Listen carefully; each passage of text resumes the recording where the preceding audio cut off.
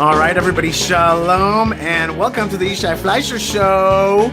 It is a beautiful day in Judea, and we're going to have a great time talking about one of the most incredible Torah portions of all time. This is the one. This is like, I call this the movie, the show of the Torah. This is the one that I like. I make it into like a theater thing, and that's Parshat Balak, and I try to get all my kids excited about that, which is the Torah portion of this like evil wizard, and he's coming out to curse the Jews, and God doesn't like it, and a donkey is speaking, and the curses turn into blessings, and in the end, there are tremendous blessings for the Jewish people, but the very end is this like misbehavior of the Jews. It's incredibly powerful. It's incredibly cinematographic, if that's the right way to say it. And in order to get a better grip on that, we have our fabulous rabbi guest, Rabbi Mike Feuer. Rabbi Mike Feuer, let's bring you in. Shalom and welcome to the show. Oh, it's good to see you, Yishai. How you doing? You brought me in. I'm doing great. Yeah, you're in the show. And we have a Torah portion called Balak. It's really one of my favorites. This is the most every week. I do say that every week. It's true. And that starts to make it look like I don't mean it or something, but the truth is I do mean it. But this one, come on, Balak is like, this is the one. All right, we got cinematographic is the word you're looking for. Cinematographic. I added an extra something. Yeah, but you know what I mean. Cinematographic. Cinematographic. No. Well, I don't think we're both wrong. Anyway, Lo chashuv. It's not important. Movie quality script. That's right. Here. It's movie quality script here, and it's very exciting. It's actually one of the only times in the Torah, outside of the first two Torah portions of the book of Genesis, where we leave the tribe. And we're no longer focused in on the tribe, and we like the camera zooms to something else. It looks on to this nation, the nation of Moab, and they're very nervous about the Jewish people coming into the land of Israel. Oh, you know what? Let me do a little tiny preamble. My preamble is that the reason I'm so excited also about this Torah portion is because there's a lot of politics out there in the world right now. There's a lot of stuff going on. There's a crazy amount of stuff going on outside of the land of Israel, like in places like America. And there's a lot going on in Israel. Today will forever be in my mind, July 1st, the 9th of Tammuz, I will forever celebrate as Israel Sovereignty Day. Okay? I decided that the one announcement that I'm for sure going to announce, I'm announcing it to the world, is that we are in Sovereignty Day.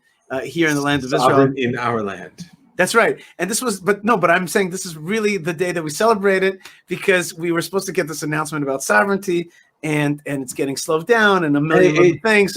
Day's not over. Cut some slack. That's what I'm saying. I'm already making the day good by making my own announcement that today is Israel Sovereignty Day. Whatever happens, but the day has been set in history. That's right. Do you like that?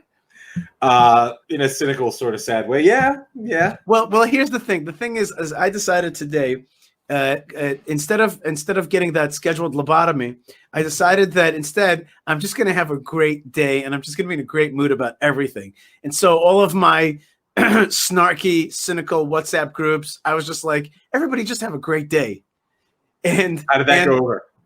You know, people kept on being snarky and cynical, but I know that I'm telling you, the little lobotomy feelings are great. And you know what? Because sometimes you have to a little bit lobotomize, in the sense that you got to be like, you know what? Life is great. Hashem is great. It's beautiful outside.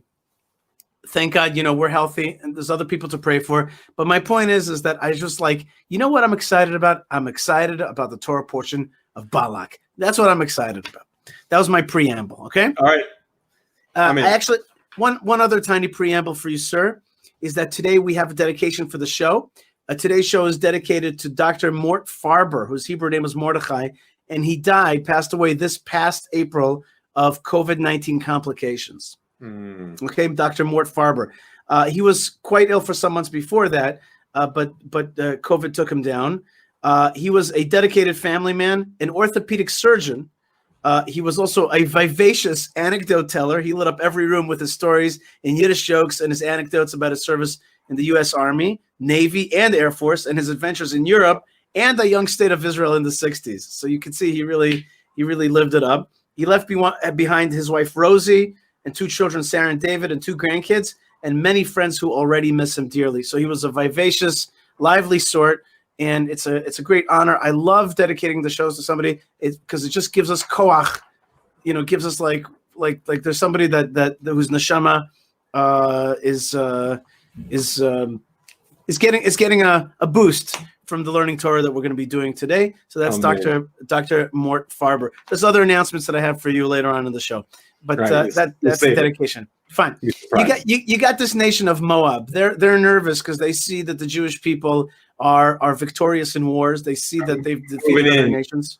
They're moving in, and they're going to lick up the land like a ox licks up the grass. They see this huge, powerful entity, the Jews. And some of my Arab friends called the Jews, they say. So the Jews are coming to the land of Israel, and the Moabites are nervous about it.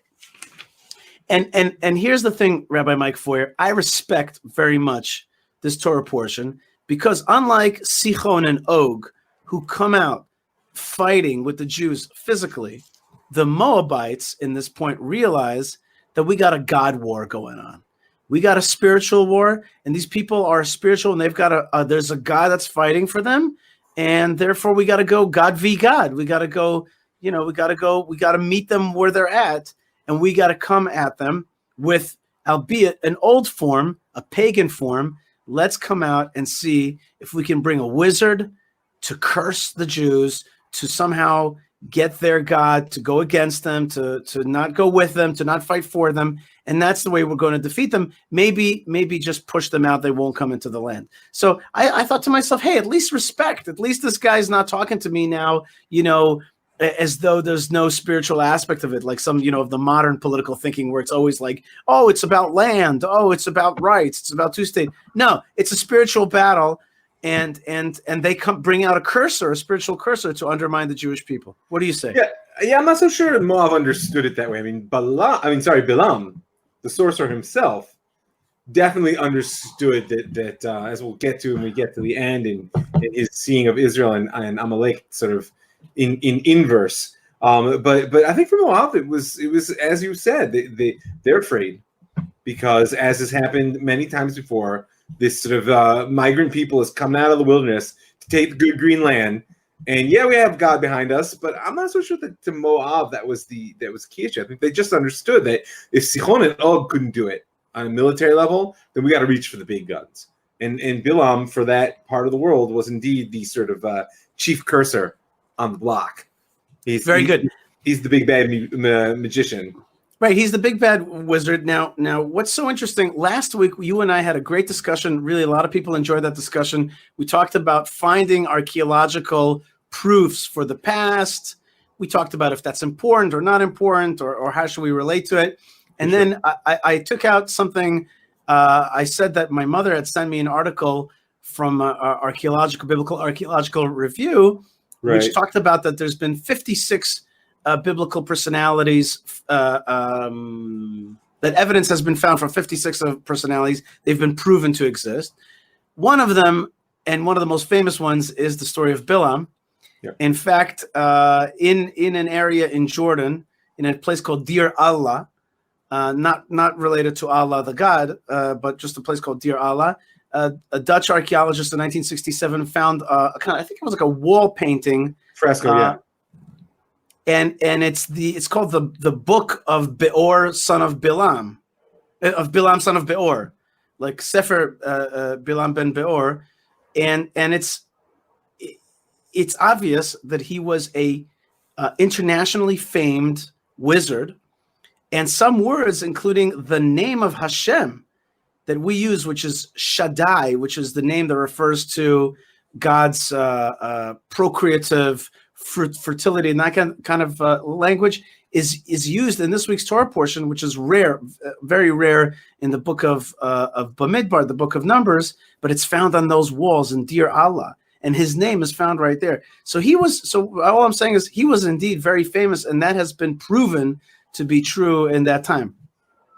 Yeah, it's powerful to me because the Gemara in Baba Batra, when it gives a list of which prophet wrote which book of the Tanakh, the Hebrew Bible, says that Moshe wrote 5 books of Moses, the story of Job, and either Sefer Bilam or Parshat Bilam, if you're looking at the Yerushalmi or the Bavli. Which, it's always been very curious to me. It's like, well, why tell me that Moshe wrote Parshat Bilam? Like, what do I need? Like, that's strange. I mean, either he wrote the whole Torah, in which case that was just like a doubling down, or there's this other book out there. But in its essence, I think what it comes to teach us is that the fact that Bilam existed is established by the Torah itself.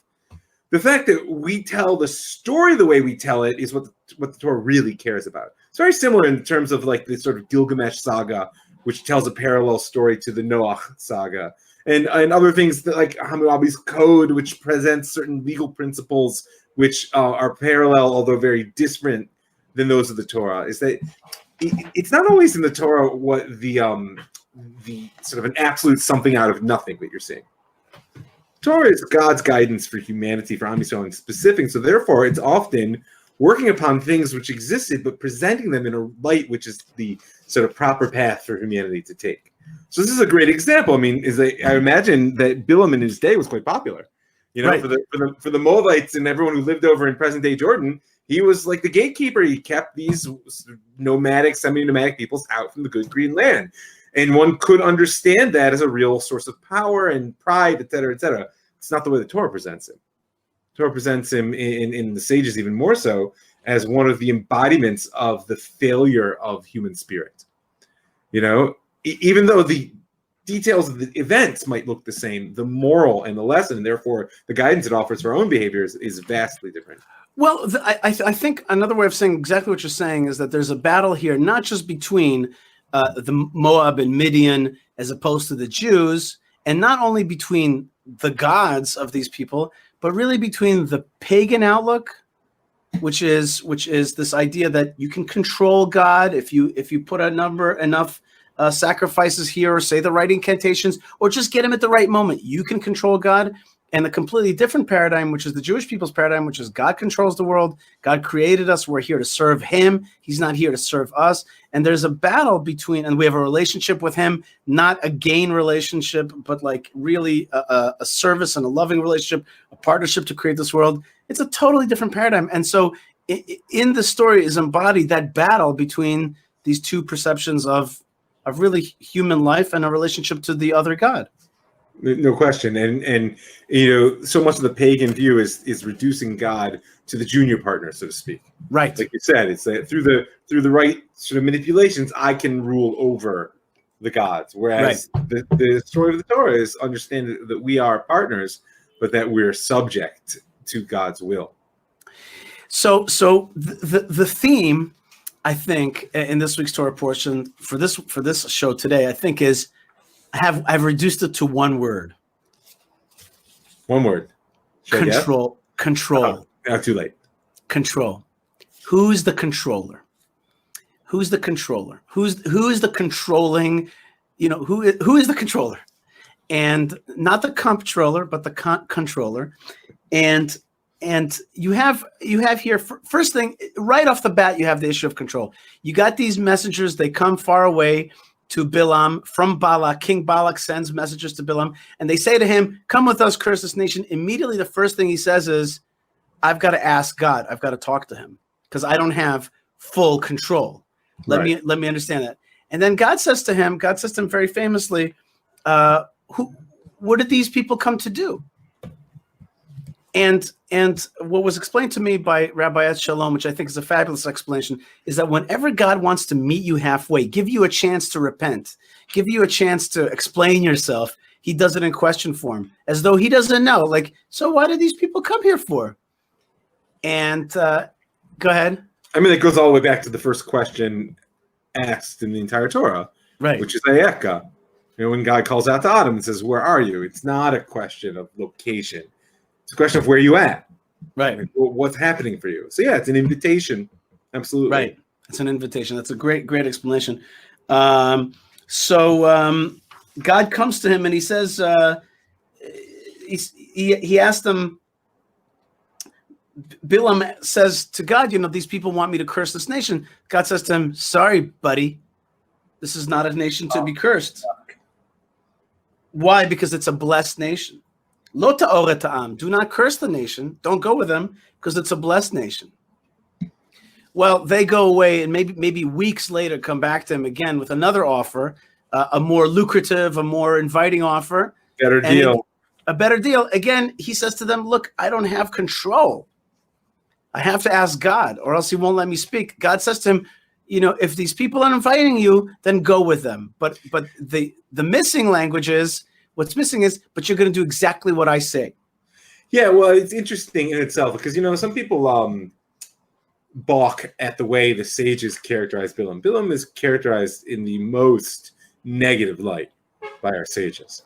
And sometimes people I see, reading the Midrashim and Rashi carries it through consistently, see it as a form of character assassination because they say, come on, you look at the Shah, you look at the simple reading of the text, these people come, they offer him a job, he turns to God, God says no, he says, sorry, I can't do it. They come back, they offer him more money, says, I'll turn to God, and God says no, or God says yes, or he says, you do what you think is right, essentially. And so he goes with them. It's like, what's so bad about it all? So it's important to know two things. First of all, the end of the story. Sorry, the meaning of the story by its ending, as we'll get to in terms of how Balaam wraps things up. But more than anything else, the invitation here was to understand what God's will actually was. When God said no the first time, you're a parent. On some level, you don't want children that are simply going to be subservient to your will. You want children who know how to do what's right because it's what's right. And when you tell them, no, don't do that, part of it is obviously safety and your own control needs, etc. But part of it is to give them a standard of measure so that when they're faced with situations of real right and wrong, you've inculcated them with a common sense and a sense of perspective that allows them to say, you know what, this is not what my Abba would want me to do. In the same way God says, don't go. And when Balaam asks the second time, he says, okay, well, I'm going to let you go with this. And we'll see if it's speaking to you. We'll see where this goes. And that itself reveals that he refused to accept God's control or his authority and saw himself in constant competition with God. And that's I think, a critical piece of his character, is that despite being a servant of God, he sees himself in competition. Can he get one over on God? Can he make God do what he wants to do? Right. I don't know if I agree with the word competition. I think the point is that he sees it in the pagan way, which is I can coerce God. It's a power struggle. Right. Control. Yeah. I can control because you know why? You don't like my word? You like control? Fine. Right. No, and I'll tell you what. You need to define the terms. You do what you need. Here's what it is. The sages say something amazing about Balaam. So deep, so deep. Yeah. They say that he knew the 1 second in the day that God was angry, and that God was angry with the Jews. Now that's already good news, by the way, that God is only a second angry every day at the Jews. That's already. They seem to hit that second for me every single day. I don't know what it's only 1 second, but they hit it every day. But there's something to that, right? Which is sometimes getting you at your weak point. Yeah. Right. Is also a way of controlling. If you're in a physical fight with somebody and you know that somebody's got a physical weakness somewhere, and you see that in movies all the time, you press that point. That's actually being able to control. For sure, goading. I say this to my kids all the time. He made me angry. Well, if you don't like him, don't give him that kind of power. Right. Yeah, because you can goad people into action. Right. Well, he wanted to shoot for that exact moment. He wanted to slip in the note exactly when God was angry. He wanted to slip in the note, which is, get rid of them, kill them, kill them all, curse them. And if you think about that, that is not I want to serve God attitude.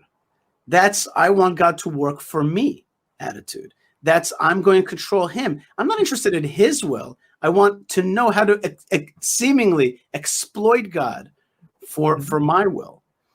And that's an amazing kind of insight about the difference between how to serve God. I just want to say about that I'm always telling people, you and I have talked about this many, many times.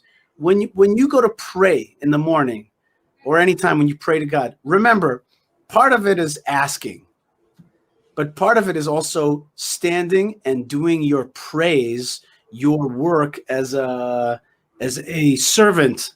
It's a servitude. It's a service where you're coming to quota. Say that again. It's an act of avoda. There's a reason that we call it avodah. Right, but help me say that in English though, so people. And it's an act of service. I mean, it's work on one hand. There's a practice here. You do it, and there's a text, and you're et cetera. But it's also an act of service. Is in that in classic analysis of what prayer is, there's a spectrum from my will be done to thy will be done. Right, meaning like God saying to God, give me what we call theurgy, which is basically a clean word for magic. Right, if I do it right, then God will do what I want, which is a vaguely pagan, if not outright pagan perspective. The other will is sort of the religious fatalism is on the end of the spectrum, which is thy will be done. Just whatever you want, God, it's all good, which is also not so Jewish. Right. Because we're the people that struggles with God. I mean, we do want things. The ideal here is thy will be done through me. Right? That somehow my perspective on what needs to be done is expressive of something which God either cannot or has chosen not to find place for other than when I desire it in the world. So when I ask for something, it's truly what I want, but underlying it is the desire that God's will be done through me and that my experience is genuinely reflective of God's will. Right. Right. Which is I ask God to work his will through me. Right. But there's also an issue of standing in prayer and saying, okay, it's morning time, the sun has risen, and I stand here and I'm a ministering angel to you. I say I am here to be of the praisers. I'm here to stand and give you honor at this time. That's my job. That's my job. So you don't work for me, I work for you.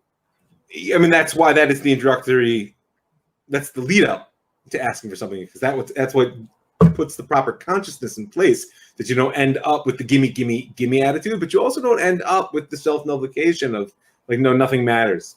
Nothing matters. It's only you. Very good. Okay, so second round, he's invited once again. The wizard Balaam is invited to go out to curse the Jews, and what happens is that it seems that the text doesn't tell us exactly, but God is angry, and the understanding is that God is angry because of the motivation. The motivation is not the motivation that that God is happy with, because maybe that motivation is indeed to curse the Jewish people, and for his own personal benefit, right, or for personal benefit. Good, and then suddenly is one of the most famous scenes in the Bible. Balaam gets up in the morning early. He saddles his donkey. He goes with the ministers of Moab. But however, Hashem gets angry at him. Hashem is angry at him because he went with a bad attitude. An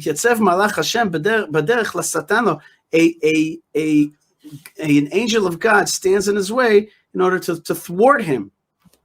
No, and he is riding his she-donkey, and his two servants are with him. Anyway, guess what? This great seer of God cannot see the angel of God, and it stands in the way. But guess who does see him? The lowly donkey. Right. I wouldn't necessarily call him too lowly. First of all, he merits to actually speak, which is fairly impressive. She merits. It's a female donkey. She merits to speak. Please. We're donkey feminists around here. Please. You're going down for that comment. I had nothing. I just want this clear now to the entire world of the internet. That was him, not me. We have to work this way. Strike me. Strike him. Metaphorically speaking, we're on the same screen, but I'm in a different town. There's a beautiful comment here from Rashi, which I think there's a big musar to take from it. Rashi says, like, why was the donkey able to see the malach and not Balaam? He says because I'm looking for the actual line. He says he didn't see because the Kadosh Baruch Hu gave reshut lebehema lichot yoter me'adam. He gave sort of permission, as it were. He gave the capacity to animals to see more than humanity. Because he's got consciousness, a higher order of understanding, he's going to go nuts when he sees the damage potential out there, the danger in which he walks. I mean, there's something very profound about this. Is that number one? Just let me clarify. So human beings have a lesser allowance of vision than animals. Because if we could actually see what we were facing, it would make us nuts. Right.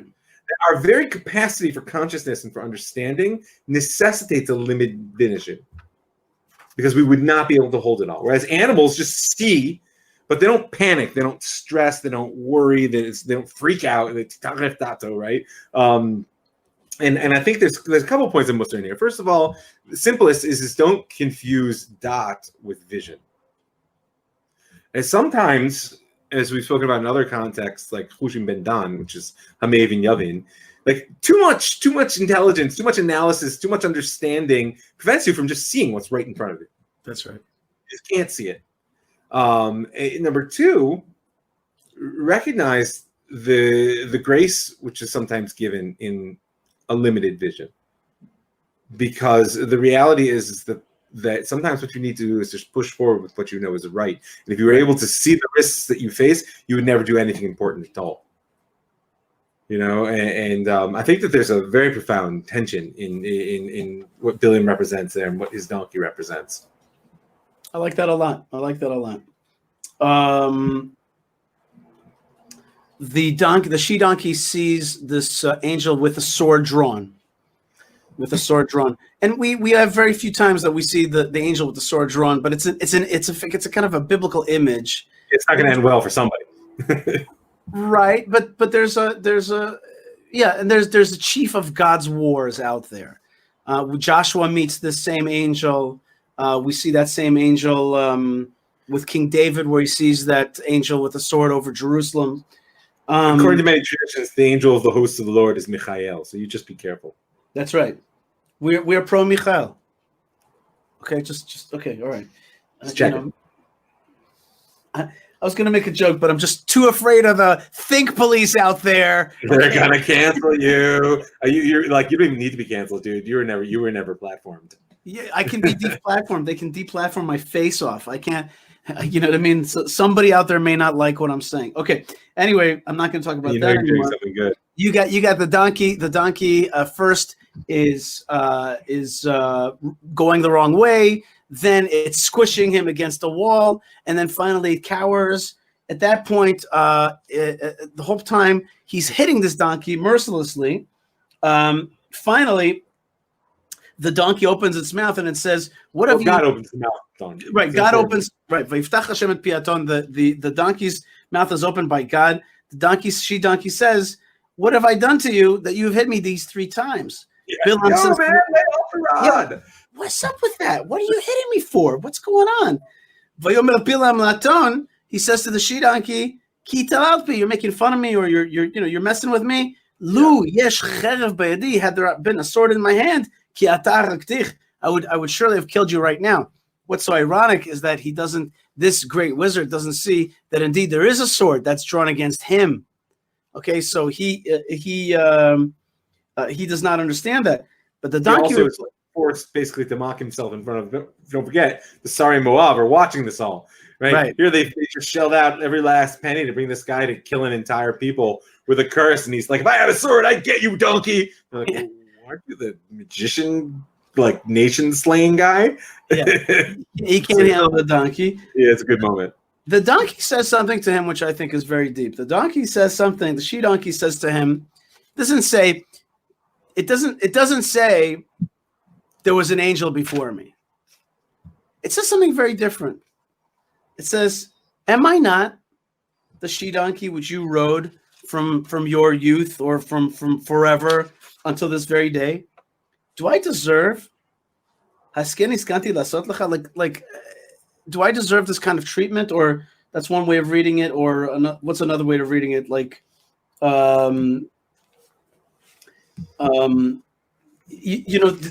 have I ever endangered you in the past? That's another way of reading it. Like, don't you know me? That's what the donkey says. Why does the donkey say that? Because I think what the donkey is saying is an issue of perspective. Like, hey, bro, get some perspective. Get a little bit of perspective. Like, forget, before I reveal to you what was the real reason, don't you think you owe me a little bit of cred? And not only that, but I think there's always a Musar. I find that the Musar in this parsha is fairly consistent. I mean, what the donkey is saying is, listen, buddy, you're supposed to be so smart. the vast majority of the time, the world works the same way over and over again. If I've started to act strangely, and you're draw the conclusion that I'm trying to make fun of you, then the fundamental mistake in the way you look at the world is you think everything's about you. Right. But maybe actually it's not about you. Maybe I'm actually doing the same thing I've always done, which is look out for you, and you just can't see the thing that's threatening you. Right. Instead, why you make fun of me and think, whoa, focus bang. Like, this is your problem, Bill. If you can't see the world any other than through the lens of your centrality. Right. Or another way of saying it is that you really have one moment in your head, just like you know how to slip in the dark thing into God's will at the dark moment. You're looking right now at the dark moment, this bad moment, but you're not seeing the full picture. You're not remembering the full picture. And when we get soon to when they meet Balaam and Balak, then Balak's strategy is to take him to places where he's only going to see part of the nation, not the whole nation. As in, I want you to just see the dark thing that you could focus yourself on and use that as a cursing element. I want you to not see, let me use, forget it. I'm not even going to use a modern paradigm because I'm afraid of the man out there. You're not really afraid. I don't buy that. I just don't want to be whatever. My point is that let's say you have a country like the United States of America. And let's say it had some dark pasts or dark presence.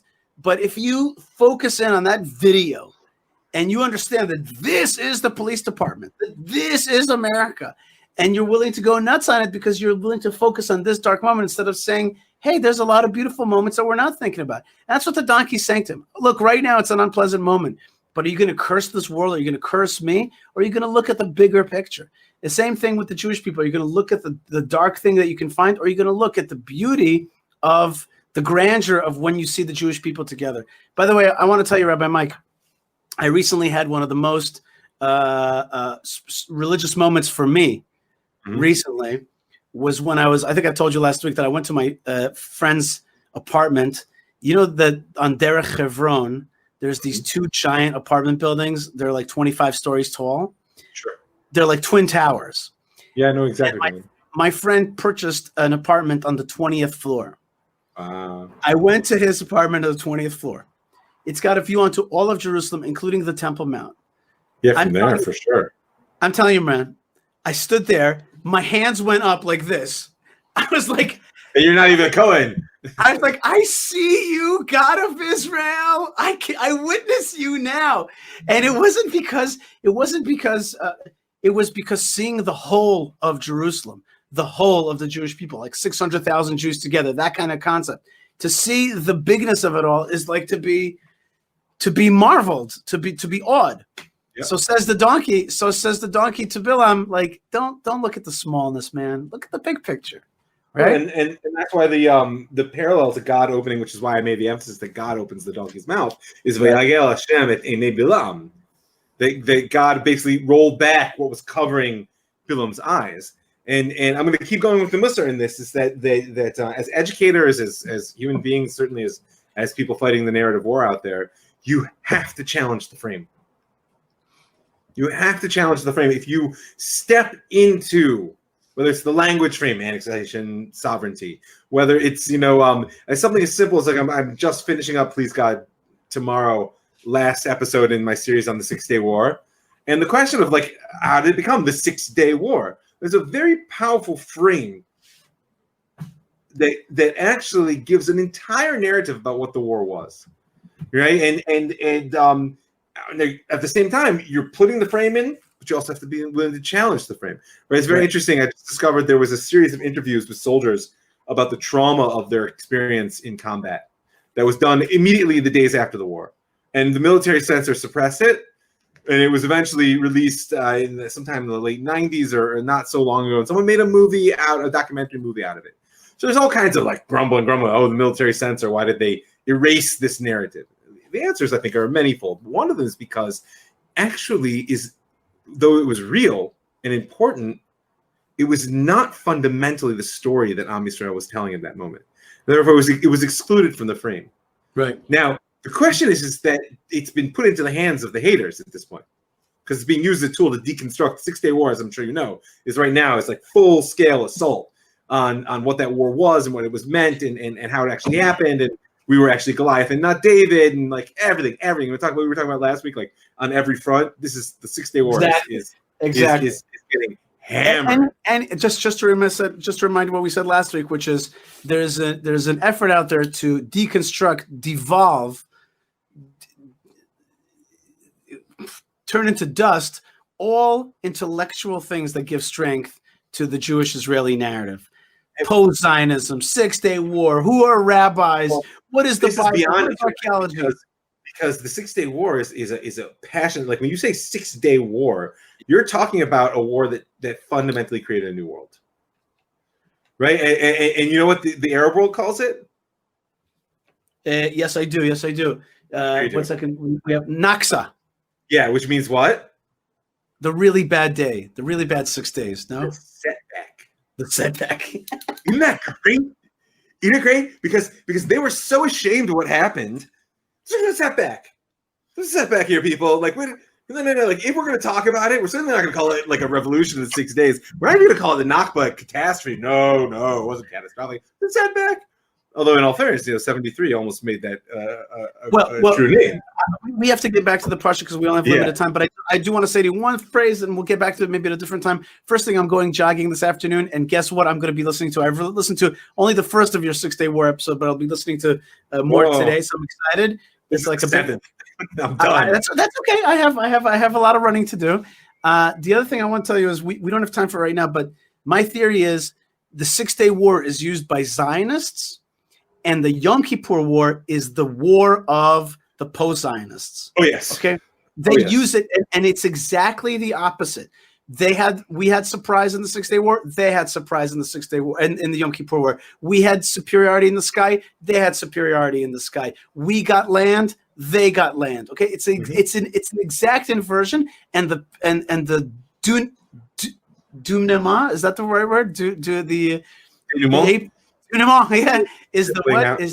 Is that we needed international assistance for that war.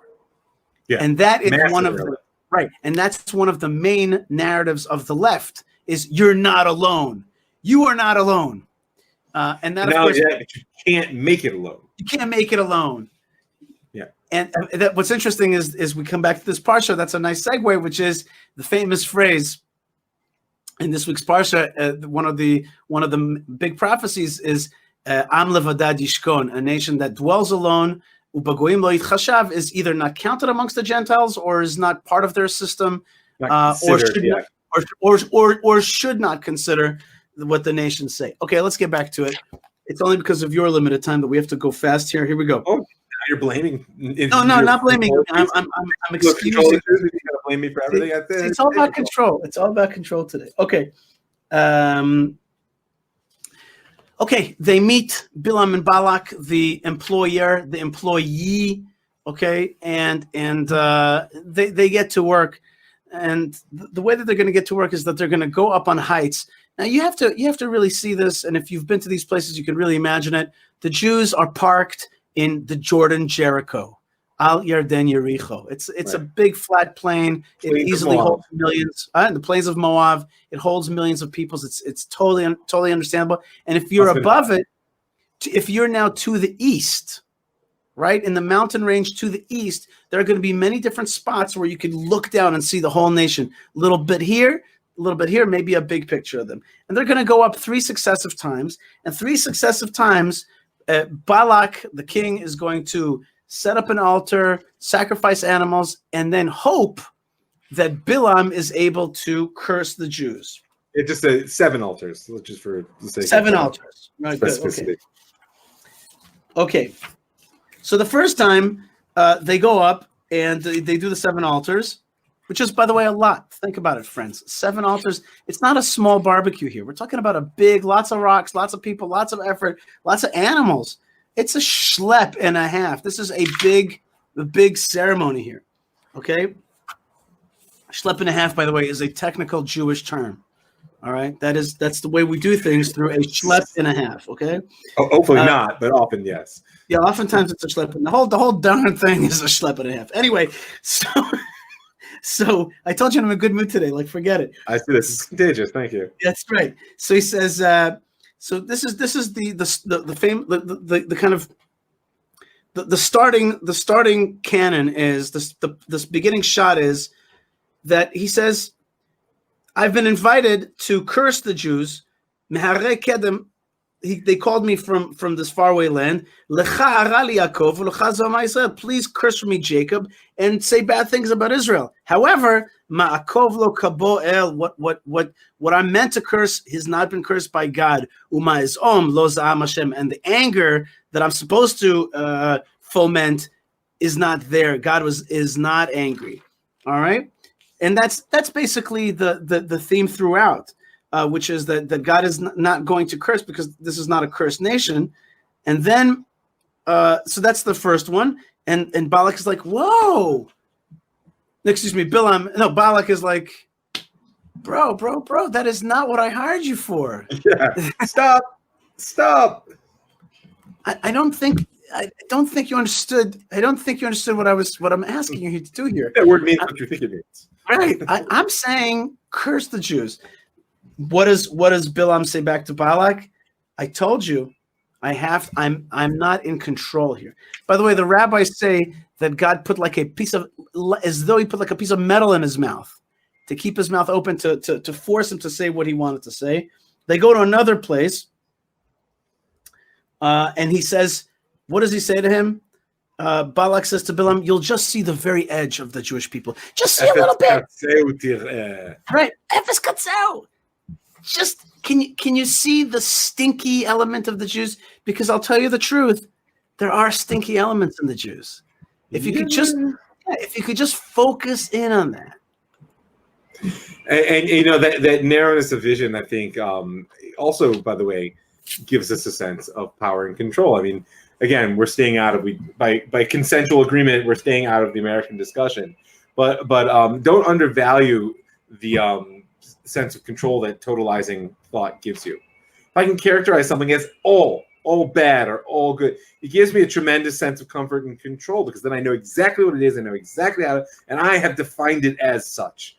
And as we spoke about a couple episodes or shows ago, whatever we call them, it's more and more clear to me how psychological behavior of totalizing is related to political behavior of totalitarian. Right, and here you see it. Is he's reducing Am Yisrael to one thing, and that gives him a sense of power and control, which is going to allow him to just eliminate. And now, God obviously transformed his curses into blessings, but that doesn't mean that the intent here wasn't lethal. This is an absolutely one of the key ways in which the narrative war against Israel works. You have to find that video to show that abuse, and therefore Israel's an abusive power, and it is an occupier, and it is therefore a foreigner and illegitimate. We have to do to it what we did to other foreign occupying powers. It's just like it's a complete rewriting of the narrative through a very, very tiny lens, a very small lens of how to perceive the narrative. And frankly, we usually fail in response, because instead of challenging the frame, we try to duke it out on that place. So we'll show pictures of cherry tomatoes or liberal island in the Middle East or whatever that. But wait, but we talk about the grandeur of our vision. We talk about the mission of Am Yisrael in the world. No, we don't talk about the full picture. And only that, by the way, only that is what can allow you to integrate the very real problems that we, like every society, has. Only that allows you to integrate it into a wholeness. Because the other stuff is like, no, don't look over there. Don't look at those videos. Look at these videos, and then it's just a matter of like. And we're whose video you're watching, right? Yeah, I want you to know. Number two. I want you to know that I was on South African radio this week with 2.5 anti-Semites and me, meaning to say the moderator was a half an anti-Semite, and then there was 2 other guest anti-Semites. But I did exactly what you just said. They gave me my first comments, and instead of answering whatever they wanted me to answer, I just went into launch it to the big picture, and I quoted everything from the Torah to the Christian Testament, to the Quran. I'm like, everybody knows this is the Jewish people's land. Everybody knows that in history. And they were like, and they go, well, that was a very interesting presentation, Mr. Fleisher. Whatever. It was great. Can't do South Africa. You got to challenge the construct, man. Okay, we are low on time, so I just wanted to get to one more thing. which is that there's a second attempt to curse the Jews. Instead, there's a blessing. They go for a third time, and this time Balaam understands that it's time not to go towards divinations, but to go through to a more positive way to relate, to hear God's message. And interestingly enough, he looks at the desert and he sees water. He sees all kinds of rivulets and water and things that grow in water, and he sees like a very lush place as opposed to the desert. That's how he understands the Jews. And he says this very famous phrase, "Ma tovu alecha Yaakov mishkonotecha Israel." How goodly are your dwelling places, Jacob, your homes, Israel, your dwelling places, Israel. That's exactly what I meant when I saw Jerusalem. I saw the whole of Jerusalem, and I was like, wow, how goodly it really all is. And he compares the Jewish people to a lion. He says the Jewish people will crush their enemies, crush the bones of their enemies, drink the blood of the slain. There's a lot of images that you're like, that Jewish, let's put it this way, Seinfeld / Woody Allen don't use those images so much. By the way, a topic for a show for you and for us to discuss later is my mother pointed out to me that she read an article about what's going on in television. And she says Jews are no longer portrayed as Woody Allen and Seinfeld. They're much more Fauda and Shtisel, which are like Israeli Jews, rougher Jews, tougher Jews, much more Israeli Jews, and not the new Jew that's interesting to people on television is not the the old kind of Jew. About that. That is interesting. Any case, let's just finish up. There's a messianic vision here as well for the famous phrase "Darach kochav miYaakov," a star will come forth from Jacob, which famously Rabbi Akiva saw as a verse written about Bar Kochba. And Balaam finishes off by kind of telling the Balak and his crew what will be in the end of time, and basically that the Jews will destroy them, and the Jews will continue. Then Balak kind of claps his hands. He says, "Okay, you were done." And you're Balaam, out of here. You're out of here. You're done. Three strikes. You're out. It's really 3.5 strikes because he gives another kind of ending this thing about the other nations, and then Balaam goes back to his land. But what's hidden in the text is that he also advises the Moabites and the Midianites. He says to them, the way to get the Jews is licentiousness. If you can get the girls into the camp, and if you could get a whole atmosphere of sexual immorality, promiscuity going, if you could get that going, that's something that their God hates. Assimilate them, bring them into your thing. Don't fight them. You can beat them with honey. And also undermine their control, meaning like quintessentially the sexual drive and its relationship to idolatry is in abandon and loss of control, and giving into sort of more base desire, if that language serves. And while God wants our obedience, God more than anything else wants us to be ourselves divine. Right? Obedience is like a low bar. Like, okay, yeah, you got to keep the rules, because if you don't, why not take out Egypt? The real goal is, but you're divine creatures, and so therefore do what's right because it's right. Master yourselves in order to be masters of the world. So what you're saying is, I'm giving you the power of control. Yeah. Right. But what Balaam says is, you can control them by getting them out of control. Yep. Absolutely. And he launches this honey attack on the Jews by sending in this licentious force, and many Jews fall for it. In the end, 24,000 Jews are going to die in a plague that comes out of this behavior. Now, it wasn't just licentiousness; it was licentiousness which led immediately to idolatry. As in, all right, let's get that physical pleasure, and then why don't we just do this as well? First, don't miss the combination. We've spoken about this before. Is that there's a certain category of people, and there's a certain place in all of us that when we're confronted with our behavior that we know is wrong, rather than just accept it, what we do is we turn our bad aspects into an ideology. no, really, this is okay, and I'll tell you why. And say, Right. really, you're trying to oppress and suppress and repress me, whereas the truly healthy and right thing for me to do is exactly what I want, when I want, how I want it, and everything else is just what's caused all the problems in the universe. See, I told you so. Right? Which is a lot of it becomes then a political rebellion. That's right. That's right. And that's why the English word, we said this before, that's why the English word licentiousness comes from the word license.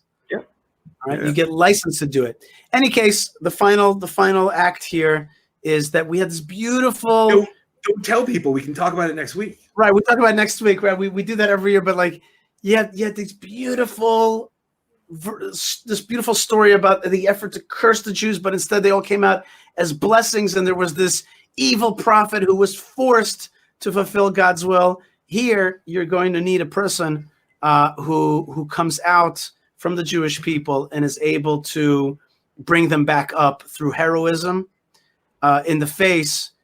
He's going to have to use a remarkable amount of free will of his own self, because it's not going to come from a society around him that is going to be supportive of it. He's going to have to stand up to everybody, and that man is going to be Pinchas, Phineas, and that person is also going to be later on Elijah the prophet. But we'll deal with that next week. Rabbi Mike Feuer, before you go, I do want to recommend that everybody check out your fabulous show called Jewish Story, The Jewish Story, which is found at jewishstory.co or on our network, which is thelandofisrael.com. And you just finished up 7. Count them 7. No, I'm going to finish tomorrow. You'll be finishing tomorrow. 7. Count them 7. Okay. Episodes. It's a 6-day war, so you have to do 7. It's like the whole That's right. 7. Denouement. You practice that. I didn't practice it enough, obviously. I'm sure we both said it wrong. Eric will let us know. Eric will let us know. God bless him. But check out jewishstory.co. Support Rabbi Mike. Check out his other efforts as well, including personal therapy, consulting, and many other things that you can get through checking out jewishstory.co. Rabbi Mike Feuer, thank you so much for joining us. Always a pleasure. Shabbat shalom. And that's right. Shabbat shalom. Thank you very much for teaching us the Torah portion of Balak, learning with us the Torah portion of Balak. And we wish you a Shabbat shalom and v'rach. Keep it up. Keep up the good work. Shabbat shalom, Yishai. Bye. All right, folks. And I'm with you just for another few minutes. First thing I wanted to tell you, amazing new news. Let me get my piece of paper here. All right. Oh, I got amazing new news for you, which is that now, ladies and gentlemen, we have a new sponsor for the show. That sponsor is Isra Wines. Isra Wines. Let me get this up on the screen here. Where is that Isra Wines? I made it just for you today. Here it is, IsraWines.com. IsraWines.com, amazing wine store, which will bring you wines of the land of Israel to wherever you are. Oh, you know what? I actually didn't write it right. Let me do that again. It's not Israel Wines. It's Isra Wines. Okay, IsraWines.com, wines plural. And there it is, IsraWines.com. And when you do the checkout, put in the coupon code Yishai. Easy enough. That means that you got it from me. And then you get 10% off for the wines. Now, this is, to me, one of the biggest mitzvahs, one of the easiest ways to do a great thing, which is to connect to the land of Israel by bringing the land of Israel into your body through a delicious land of Israel wine, which is holy, which is powerful, which will transport you. It's a transporting, really. It's really a Star Trek type of device, which will just transport you to the land of Israel. So that's IsraelWines.com. Coupon code Yishai. Don't delay. You need this. The other thing is, on the show, we have another sponsor, which is Tchelet, right? Which is the blue string. There it is, TEKHELET, Tchelet.com. Also 10% off if you do coupon code Yishai. It might be 5%, but we'll bring it up to 10%. It was 5% during a recent sale. We'll try to bring it up to 10%, but it's Tchelet, TEKHELET.com. But the thing is Tchelet, you got to have it. But let's say you're not Jewish, so you're probably not going to wear Tchelet. And also, you buy that once or twice a year. Great. The wines you need all the time. So I just want you to recommend to you, this Friday night, you already have to have your Shabbos wine. So go to IsraelWines.com, and coupon code is Yishai. Or if you don't have the True Blue Jew string, go to Tchelet.com, coupon code Yishai also. Of course, the Jewish community of Hebron. We love you so much. The Jewish community of Hebron loves you so much. And it's time for you to visit. And if you can't visit physically, it's time for you to visit virtually and therefore spiritually. So go to HebronFund.org, HebronFund.org. let's get that banner up there. Let's get that banner. There is bang, HebronFund.org. So you remember now, IsraelWines.com, Tchelet.com, HebronFund.org, and of course, YishaiFleisher.com is your home for all things Yishai Fleisher. Okay, if you're into that, then we appreciate your help, your support. We appreciate you checking out our programs in Hebrew and English and all the stuff that we do, and to try to really bring the Israel narrative stronger. So help me strengthen Israel's narrative. That's exactly what's going to be the tagline, I think, strengthening Israel's narrative. Also, I just want to remind you that today's show is dedicated to Dr. Mort Farber, who passed away this past April from COVID-19 complications. He was ill a little bit before that. He was an orthopedic surgeon, a family man. He was a great joke teller and a storyteller, Yiddish jokes, anecdotes about his service in the U.S. Army, Navy, and Air Force, adventures in Europe, and the young state of Israel. He left behind his beloved wife, Rosie, 2 children, Sarah and David, and Baruch Hashem, 2 grandkids, and many friends who miss him already. We miss him as well. Wish you could have heard the show live, but we hope that you're hearing it in Shamayim, in heavens. That's Dr. Mort Farber. His Hebrew name is Mordechai. And I just want to get to just a few of your comments here. Let's see them quickly. It's good to see everybody saying shalom from different places. Shalom back to you. But I just want to get to any actual questions here. Let's see. A lot of friends are saying hi. Here's my friend Lou Weiss. He says, Balaam was an evil prophet, actually made one of the greatest blessings regarding the Jewish people. That's what's interesting, is that he was really evil, and yet when God kind of squeezed the evil, out came out amazing blessings. That's not a small thing. That says something, that even in the darkness in this world, out of it, if you squeeze it properly, you get amazing light. And even the dark things that have happened in history, they are a lot of times prelude to something amazing. And we really pray to God that even in tough times, we'll see good things happen. Sometimes the good things aren't so obvious. And one of the things that I want to say about the United States of America, God bless it, we pray for its continued strength. But for those Jews who are starting to feel that it's not the same America for them, and instead they want to fulfill a dream, a biblical dream, an emotional dream, a historical dream, and a personal dream of living in the land of Israel, go to nefeshbenefesh.org.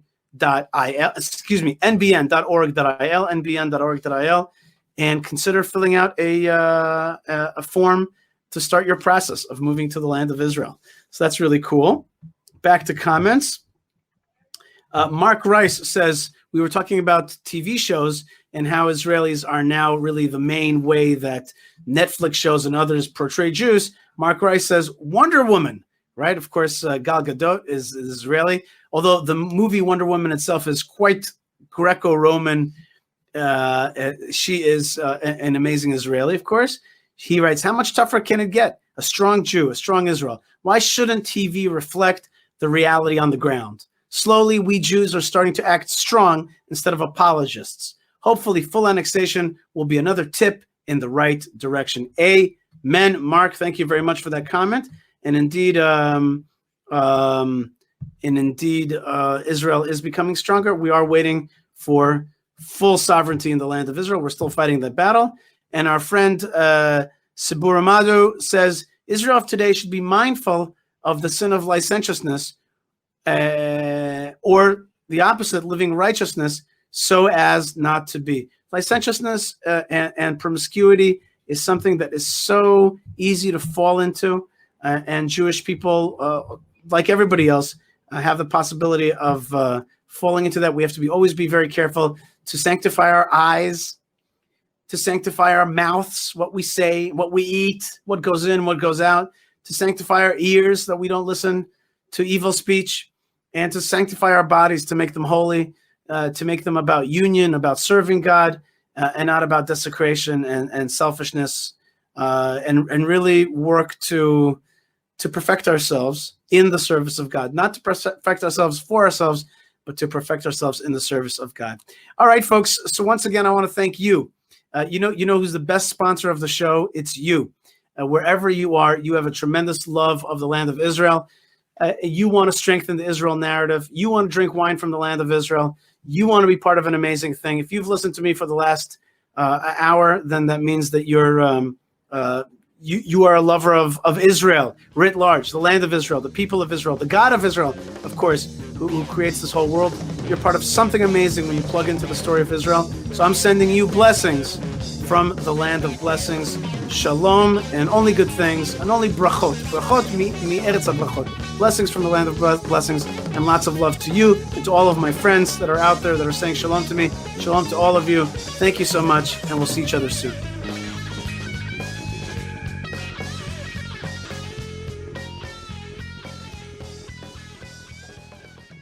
Word continues to come from the battle zone, telling of sweeping Israeli victories. These are the 6 days that shape the world in which we live. But the narrative warfare was taking place well before any shots were fired. The exploits of Israel's defense forces on that day will be told from one generation to another with the deepest pride. Today again, the Soviet Union has described our resistance as aggression and sought to have it condemned. There is no accurate foundation for this assertion. We reject it with all our might. Find out the inside story of the most dramatic event in Israel's modern history.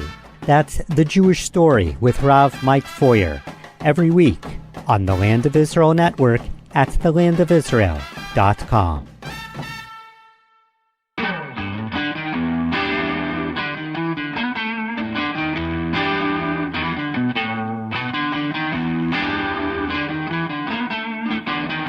All right, folks, Yishai Fleisher here. This is the Yishai Fleisher Show on my Facebook page, on Twitter, and also on the Land of Israel Network.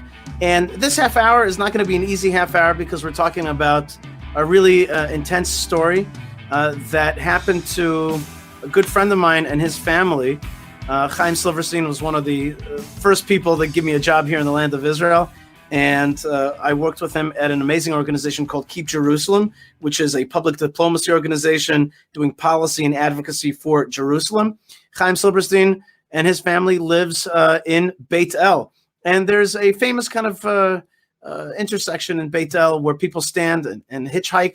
Hitchhiking is actually still a normal form, a beautiful form of transportation here in Israel, where young people who don't have cars stand in places and get picked up from Jewish people, Israelis who are on the way to where they need to get to. But on the night of the 9th of December, 2018, which was the beautiful 8th night of Chanukah, that's one of the most special nights of Chanukah, it's called Zot Chanukah, their daughter Shira, who I remember very well when she was just a small girl, was now already married and was seven months pregnant at the time. She was critically wounded from shots fired from a Kalashnikov rifle. Right next to her, her husband and son-in-law of the Silbersteins, Amichai, was moderately wounded in his leg with 3 bullets. 5 others were lightly and moderately wounded. Sadly, at the hospital, Shira's life was saved, Baruch Hashem, but sadly, the medical team was forced to perform an emergency C-section, and due to the trauma and the loss of blood, the baby, the 7th month in utero baby, died 3 days later. Shira and Amichai named their baby son Amiad Yisrael. My nation Israel is forever. And that's not the end of the story. And it gets even a little worse from there. And just the other day, a sentence was handed down to the murderer, the shooter in this incident. And we're going to hear about that from Chaim Silberstein himself, who is the head, as I said before, of Keep Jerusalem, a public diplomacy organization doing policy and advocacy work for Jerusalem, involved in land reclamation, and a member of the Beit El, the House of God. It's a great, beautiful town in north of Jerusalem. He's the member of the Beit El City Council, and today he's also become an activist, speaking out against Palestinian terrorism after his daughter Shira and her husband Amichai were injured in the drive-by shooting and the loss of the baby as well.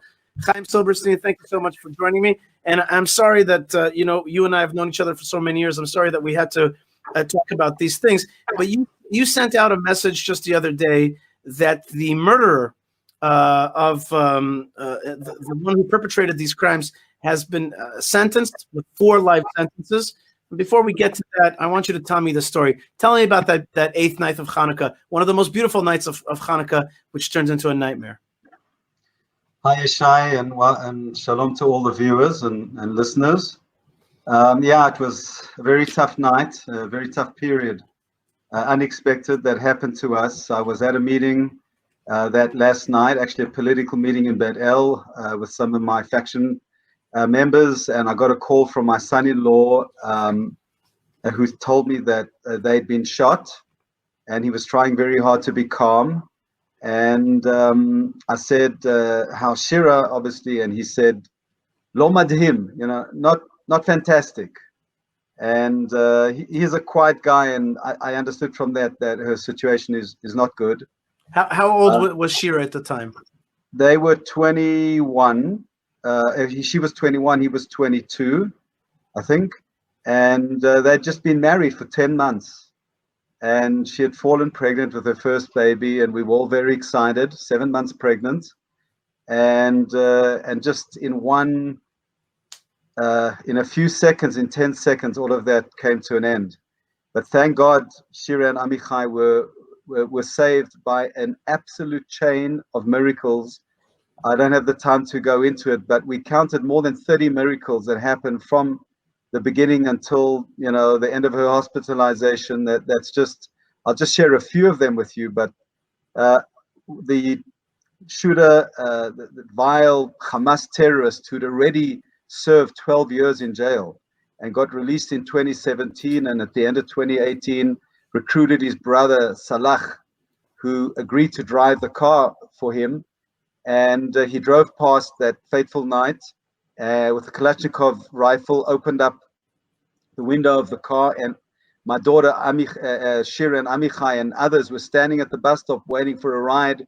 They were on their way home to Elon Moreh, which is where they live today, and they lived then, which is an hour north of that area, on their way home.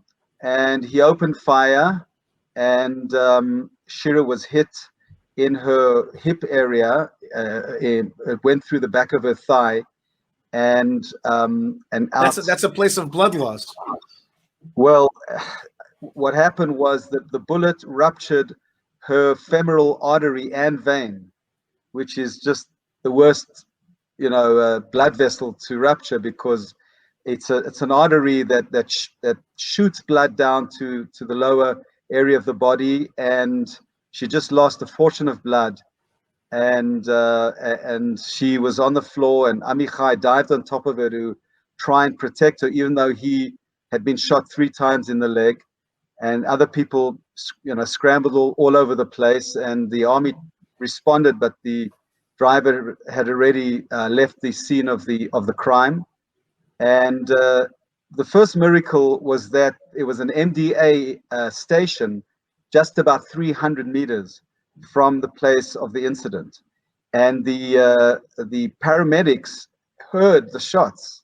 Wow! And immediately jumped to action, and they got in the ambulance, and they drove right over to the event, even before they'd received the call, that MD had received the call, and people were there phoning straight away, but they got there within a minute, or a minute and a half.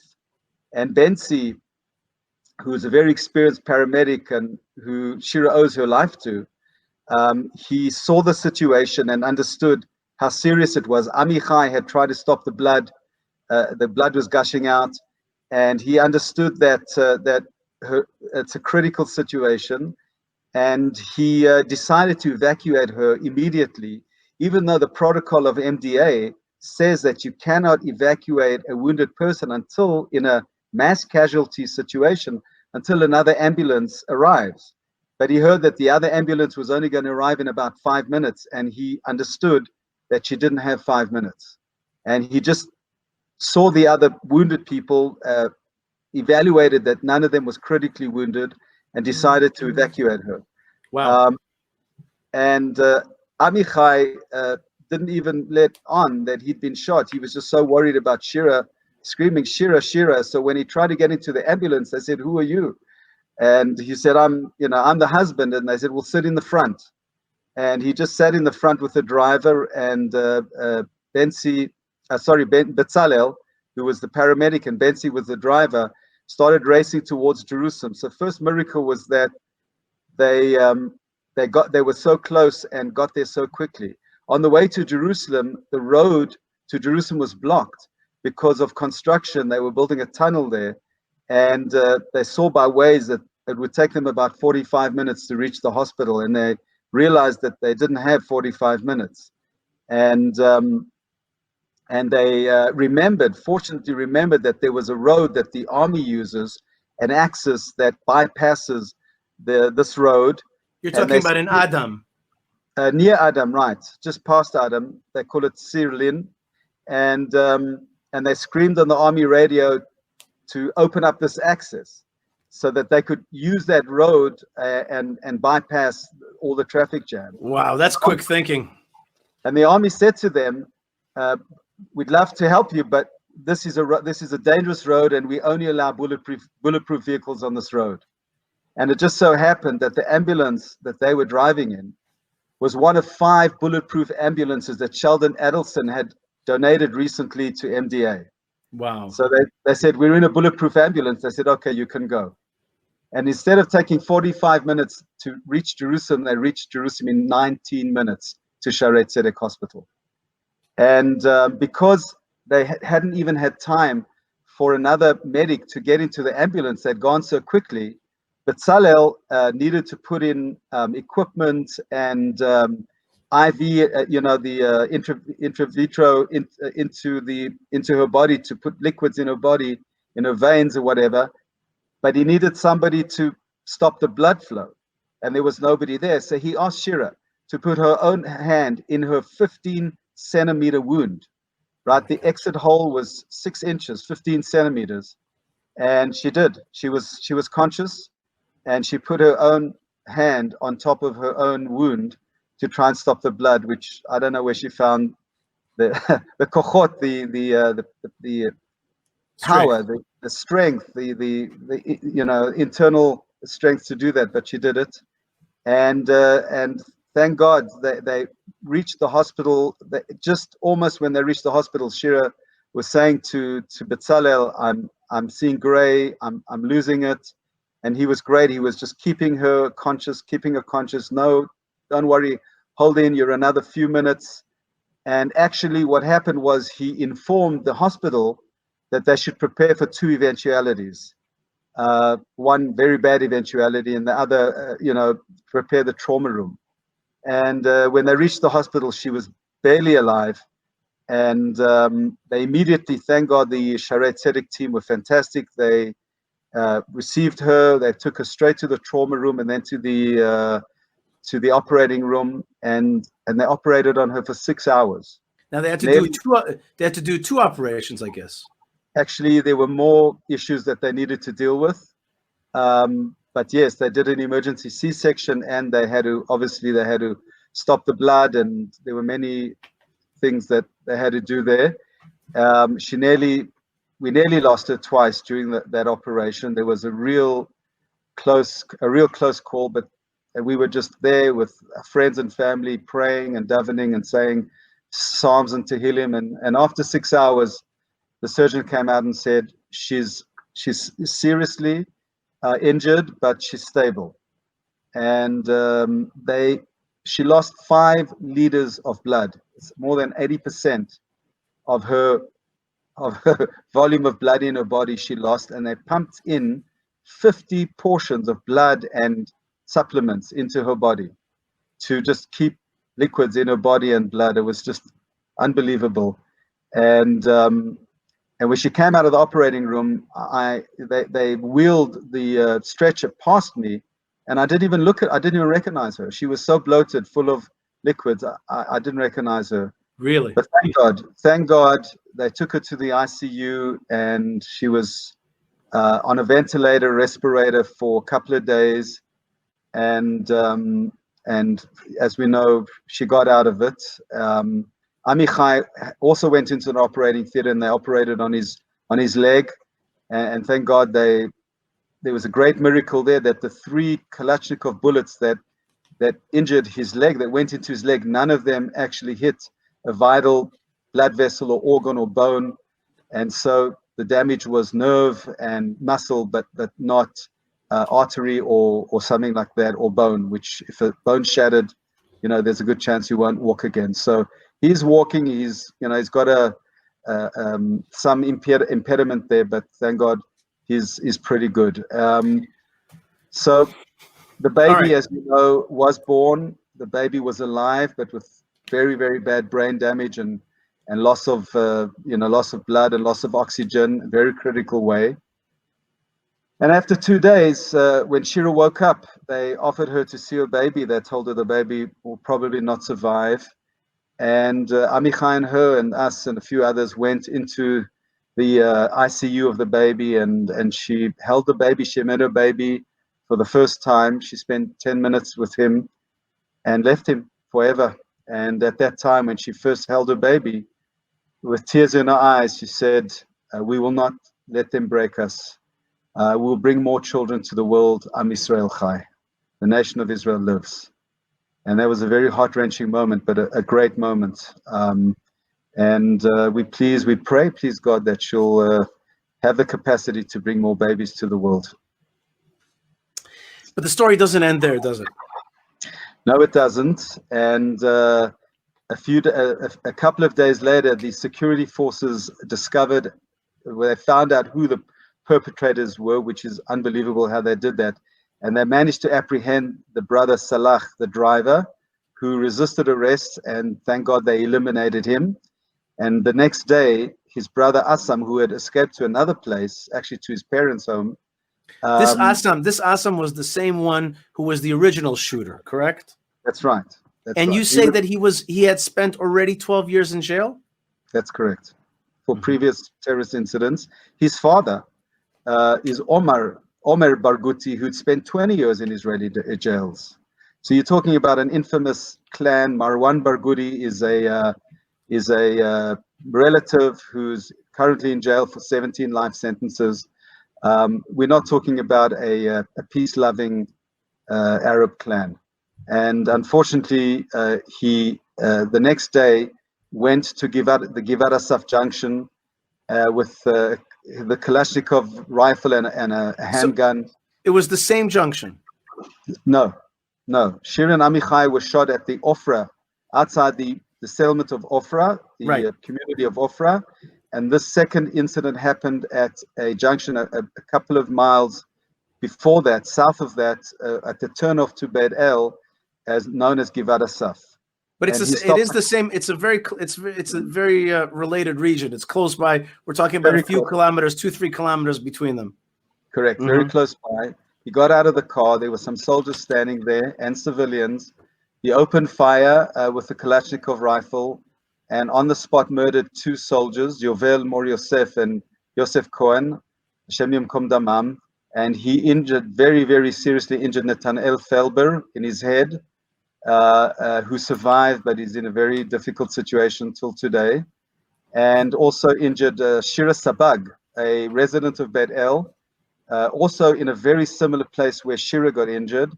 And she had very difficult recovery. Although I will tell you in parentheses that just yesterday, Shira Sabag got engaged, which is good news. So let's just get it straight. You had on the 8th night of Chanukah this terrorist incident. Your son-in-law's shot. Your daughter's shot critically. Your grandchild in utero is murdered. Dies from his injuries. But he's birthed and then survives 3 days and then dies. Yes. Right. We buried him on the Mount of Olives that night in a very difficult ceremony, a very difficult funeral. It was our first grandchild, and it was very heartbreaking. But our goal is to elevate this incident and to do the best we can to take it to good places and to make changes so that things like this never happen again. And as you mentioned, I've become an activist with a forum called Bocharim B'Chayim, Choosing Life. And we try to increase deterrence and persuade the government to increase deterrence and try and prevent the next terrorist attack by doing things and actions that will prevent the terrorists from considering carrying out another attack.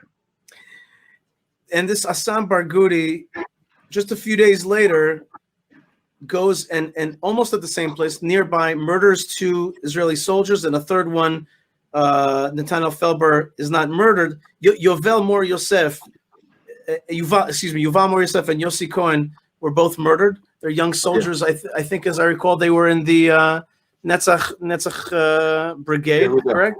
Netzach Yehuda Brigade. Correct. And then Nathaniel Felber is shot in the head, and to this day he's suffered tremendous injuries. Finally, a month later, security forces located Assam Barghouti's hideout, arrested him without resistance. And you write, he had been assisted by 29 accomplices while on the run. And he ended up informing on them all. Is that correct? Correct. Such a brave guy, you know, he's willing to attack innocent victims, but as soon as they come and arrest him, he gives up without resistance and rats on all the people that helped him. Mm-hmm. But thank God, he has received 4 life sentences. Tell me about that. Tell me about, before the sentencing, tell me a little bit about the legal process which took place over 18 months. Were you involved in that legal process? Did you go to court? Did you see it happening? Yes, I was. Me and Amichai Ishran, my son-in-law's father, Rabbi Raphael Ishran, we were the only 2 of our family that went there. It's a very difficult situation. You can imagine that the Ofer military courts just north of Jerusalem, to go into a small courtroom and to look at this murderer and look him in the eyes. But me and Judy Felber, Nathaniel's mother, and Raphael Ishran, we made statements in court, and we spoke about how this had affected our lives, and you know, in many cases, destroyed the soldiers whose parents lost their sons, and Nathaniel Felber, their whole life has been turned upside down, and us losing our grandson, and it contributed to the court agreeing to give him 4 consecutive life sentences, 3 for each of the people that he murdered, and 1 for the attempted murder and injuring of many other people. And it was very difficult to be there, but I looked him in the eyes and I said to the judges, I said, this man deserves the death sentence. He does not deserve to live. But unfortunately, even though there's the legal option of giving a death sentence in Israel, unfortunately, no court or no judge has the guts to impose that. And so, save for that death sentence, he got the maximum sentence. They also awarded compensation to the families, but unfortunately, there's no legal mechanism whereby they can receive that financial compensation. You wrote that. I saw that in your writing, and I was mystified by that. What do you mean by that? Doesn't Israel hold on to tax collection for the Palestinian Authority? Doesn't Israel have ability to access bank accounts, etc., properties of the Palestinian Authority? Was there a linkage between the murderer and the Palestinian Authority or Hamas, or was it seen as a one-off terrorist act? I don't understand. How could it be that Israel has no ability to freeze assets, etc.? The answer is quite simple. There's no law that enables it. And there's a very good guy, originally South African British, who was the chief military prosecutor by the name of Maurice Hirsch, who's a great guy, and he's prepared a law which would enable the Israeli government, if the law were passed, it would enable the Israeli government to deduct from the taxes and to pay off the families. But this law, unfortunately, has not been passed because of the difficult political situation that's existed for nearly the past 2 years. There was nobody to pass the law. And so we're trying now to promote that law. And if the law would be passed, then even retroactively, many victims would receive funds that could be deducted from the Palestinian tax money. But at the moment, it's unfortunately not possible. You know, Chaim, I got to tell you, of the many, we feel so lucky, and I know, I've lived and worked with you for many years, so I know how deeply we appreciate the great time that we're living in of the Jewish people back in the land of Israel, and we so value the Jewish state. But when I hear what you're saying, that there's no law in the books in order to compensate for terrorism from the next door Palestinian Authority, it really irks me when I see that sometimes people who are victims of terror sue the PA in the United States because it does have laws in the books. It just drives me crazy. The first thing that a Jewish state has to do is to defend the Jewish people. That's very simple. And if we know the perpetrator and we know their bank accounts, they have a law on the books in order to be able to also, get financial recompense for these crimes. It seems to me the most basic of things. So there has been some progress made. If you recall, the Americans passed the Taylor Force Act, which was the Pay to Slay Act, which would prevent America from giving funds to the Palestinian Authority as long as they are paying terrorists, which they do. Even Hassan Barghouti has been he's a wealthy guy and in Palestinian standards, because he was in jail for 12 years, getting 6,000 shekels a month. And now for these murders, he's going to get another probably 6,000 shekels a month.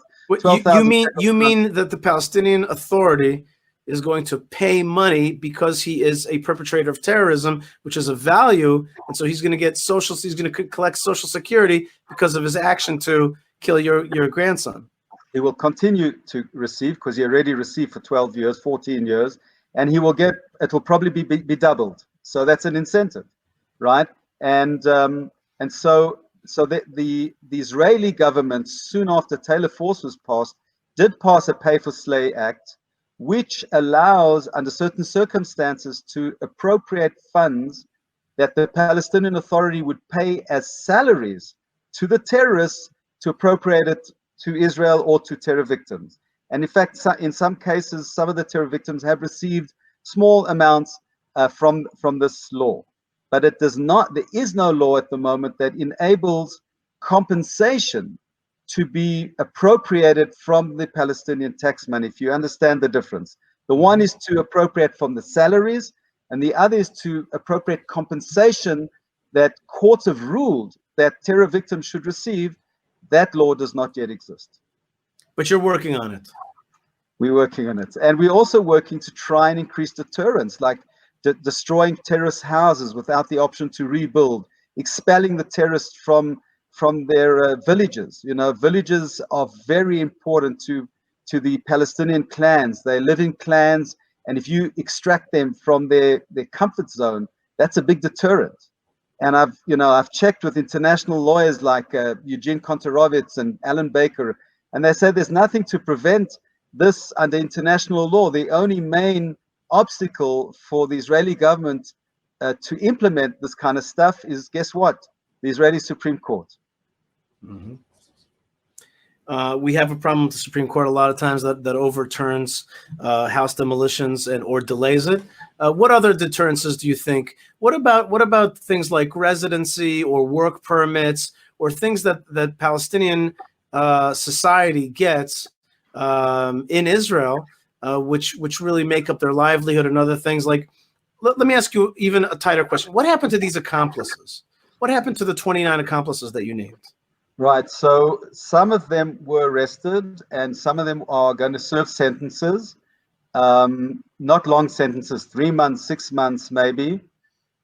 We also pushing that accomplices' homes should be destroyed, not just the families. As you know, the Israeli Supreme Court does whatever it can to prevent the destruction of the homes, and sometimes only allows it a year later, 18 months later, when the deterrent effect has diminished significantly, and allows them to rebuild it afterwards, doesn't say anything. But yes, we believe the accomplices their home should be destroyed, and they also should be expelled. The conditions in the prisons are like a hotel. And instead of giving them the bare minimum, I'll just give you an example. In the canteen in the Ofer prison, some Israeli journalist counted the number of items in the canteen for terrorist murdering prisoners, and counted more than 900 items, including imported European chocolate in these canteens.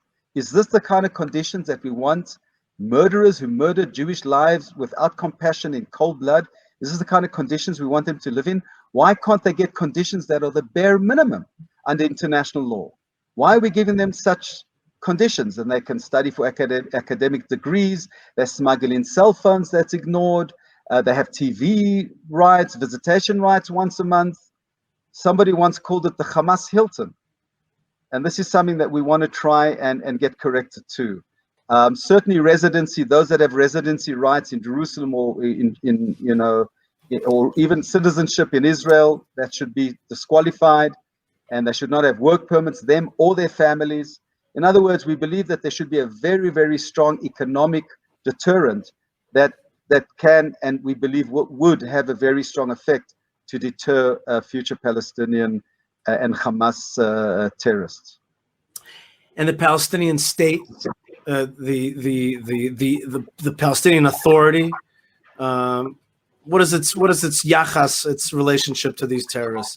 How does it see them? How does it promote them? They're heroes. It's no doubt that they name town squares after them. They name streets after them. They pay them tons of money. If you think about 12,000 shekels a month, which is about roughly $3,500 a month to a Palestinian terrorist, that's the equivalent of $20,000 a month in America. It makes his family wealthy, and the Palestinian Authority idolizes and makes heroes out of these people, and certainly on their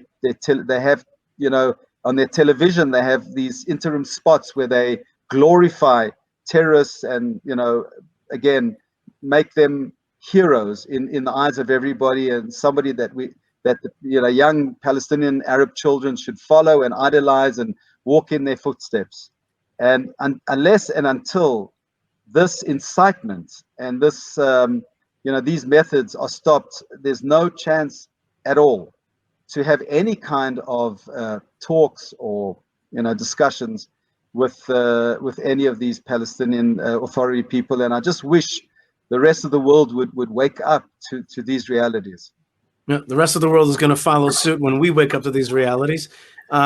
Somebody here on Facebook, my friend Mark Rice, writes, 100% correct, Chaim. Yasher koach.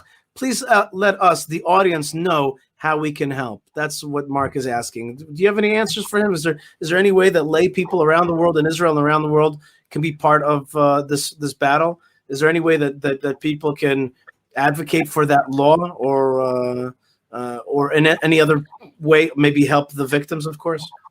Well, Yishai, you have the press release that I released, and on it there's a list of deterrent factors that I wrote out there.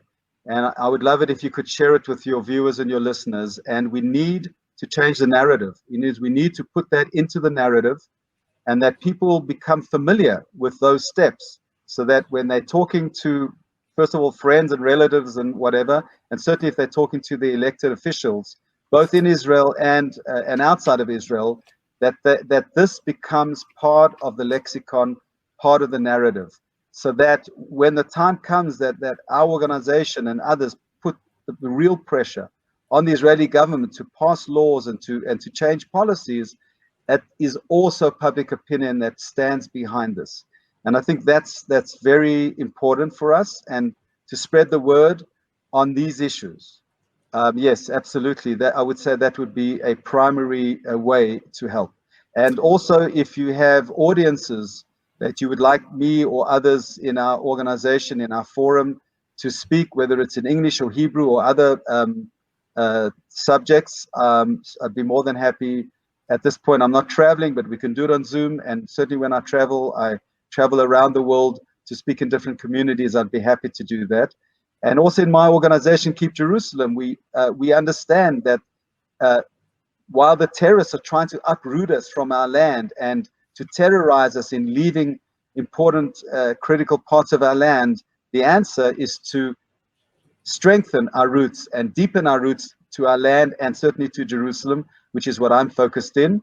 And this is something that we really urgently need to do to send the correct message, and also to bring more Jewish children to the world. That's what my daughter said, and I truly believe that those things of strengthening our connection to the land and bringing more Jewish children to the world, especially in the land of Israel, are the appropriate answers to this vile terrorism. Together with you, Chaim Silberstein, we remember Amiyad Yisrael, your grandson, who died from his injuries, and the two soldiers, Yuval Mor Yosef and Yossi Cohen. We also remember Nathaniel Felber, who is alive but very badly injured still to this day. I want to thank you very much for coming on the show today and talking about your story. Your website is keepjerusalem.org. It's very easy to remember, keepjerusalem.org. It's a public diplomacy organization doing policy and advocacy work for Jerusalem. You, Chaim, are involved with land reclamation. You're the founder and CEO of Keep Jerusalem and a member of the Beit El City Council, and you've become an activist for terrorist victims and for, should we say, that there won't be any more terrorist victims. Chaim Silberstein, thank you so much for joining us. Thank you very much, Yishai. Shalom, and shalom to all the viewers. All right, folks, that was an amazing discussion with Chaim Silberstein. Very powerful and very true. The fighters for Israel are out there. Sometimes they're regular people, and they have tremendous self-sacrifice to live in this land, to continue to fight for it. And you are part of it wherever you are. Whenever you speak the narrative, whenever you strengthen Israel's narrative, you're really strengthening Israel. Let's stay together. Let's stay connected together. Let me quickly look at the comments here. And my good friend Josh Wander says, Hashem should bless and protect all of Am Yisrael. And there's Josh with, of course, Ari Fuld, who was also murdered by terrorists. And he also has an organization now, which is called Bring Them Home, which is bringing the Jewish people back to the land of Israel. God bless you guys, and keep being strong out there. We have to have strength today. Today is Sovereignty Day. We're going to continue to push for sovereignty, push for strength, push back on terrorism, accept people that are good, right? There are many good people amongst even our Gentile and Arab brothers and sisters. But there are many bad people as well. They have to be fought. But with strength, we'll be able to accept the good and push back on the bad. Lots of love from the land of Israel. Lots of blessings from the land of blessings. Shalom, and stay tuned. More great stuff is on the way. The Land of Israel Network is your connection to Israel and the Jewish world, broadcasting the truth and beauty of Israel to the world. All right, folks, you are listening to the Yishai Fleisher Show, part 3 of the show, and we're joined by Malkah Fleisher. Malkah, shalom, and welcome to the program. Thank you so much. Malkah, today was... I'm back. That's right. I got some tweets last week that were like, Malkah wasn't on the show. What is this? Yeah, there's and I was like, thanks, my people. Yeah, there's one dude who's like, if Malkah's not on the show, I'm like suing you.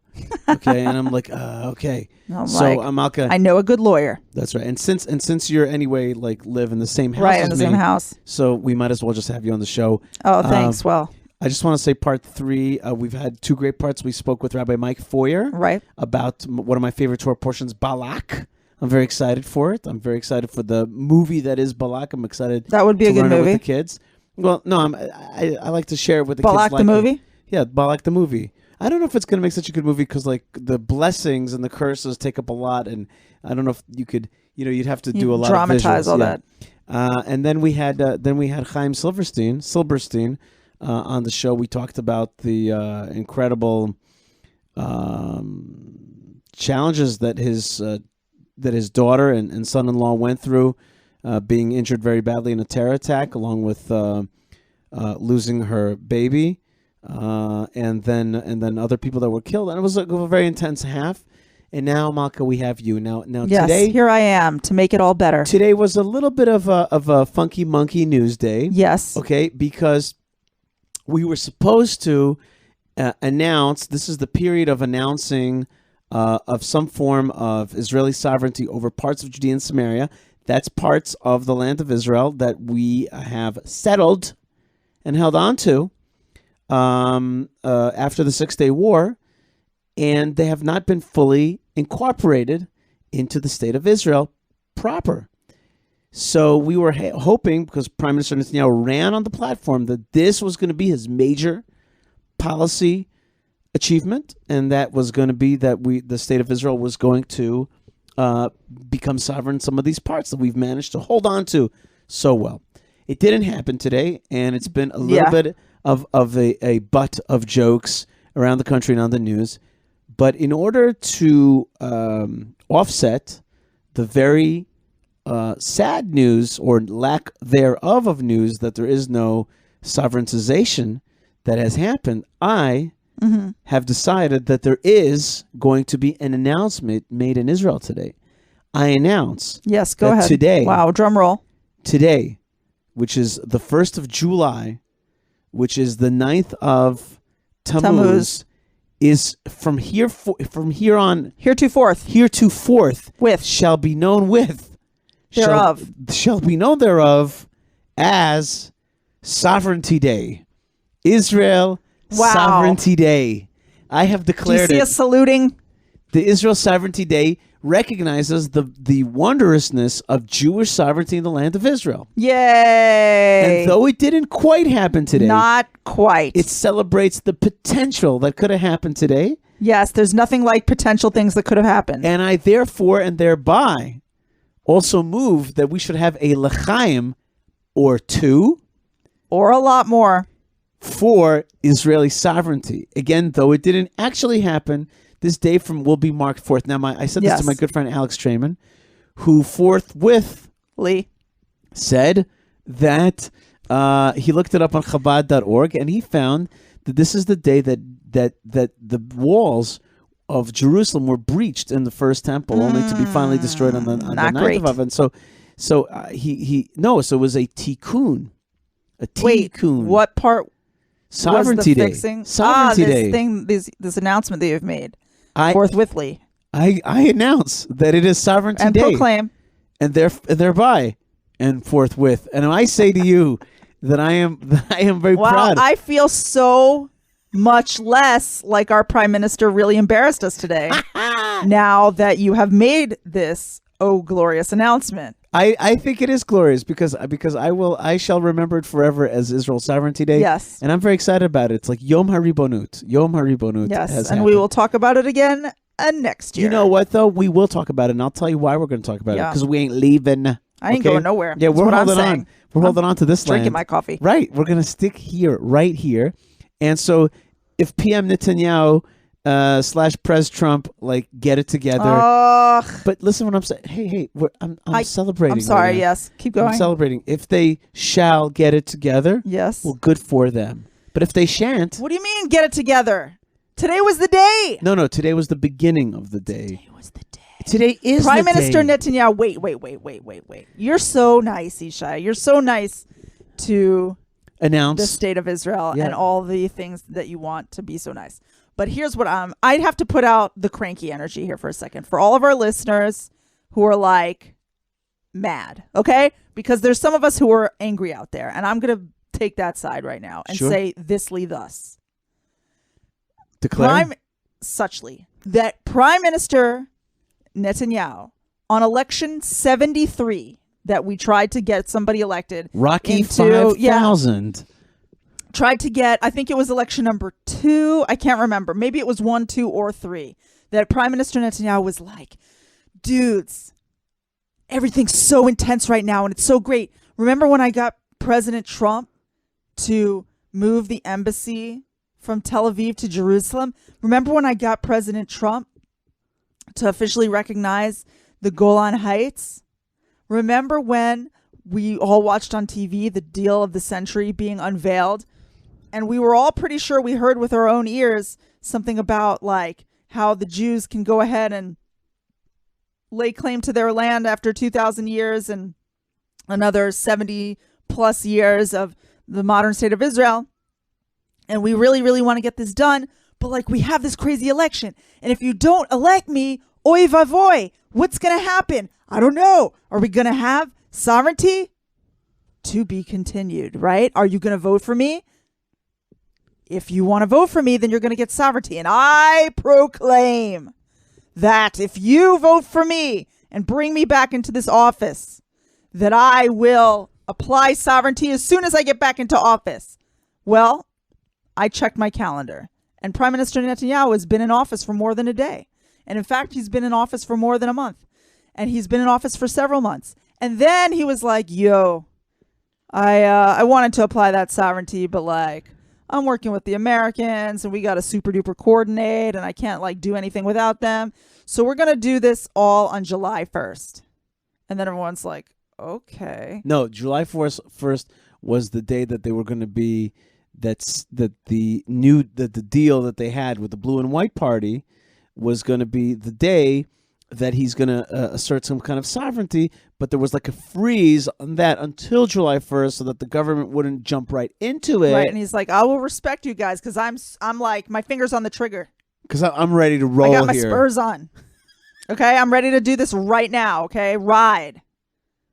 But then we woke up this morning and we checked our Twitter feeds and we checked our websites and nothing was happening. And then later in the day, we saw articles to the effect of like things like Netanyahu ally confirms that there's not going to be any sovereignty applied today. And then this day passed. Okay. We all read all the op-eds. We've all seen all the news. We've all been called a million bad names on Twitter over the course of many weeks approaching this like big sovereignty thing that was supposed to happen. And then the prime minister himself, God bless him, on May Visrim, he couldn't even get on TV himself as a man and go, he couldn't even like make up something, look me in the eye and just make me feel a little better. He couldn't go, well, we're totally working on this, but like all we're really doing is expanding the maps so that like we get a little bit more space and a little bit more of this and a little bit more of that. He couldn't even do that. It was like Netanyahu ally confirms. So yeah, Yishai. I know that this is everybody's show that they want to hear something nice about Israel on, and they want to feel hope and they want to feel sweetness and happiness and Am Yisrael Chai and all that. But some of us are cranky today. I understand. And I respect that. What do you want to say? Uncrankify me. I have uncranktified you by declaring Sovereignty Day? Declaring Sovereignty Day. Well. I declared sovereignty on a day, okay?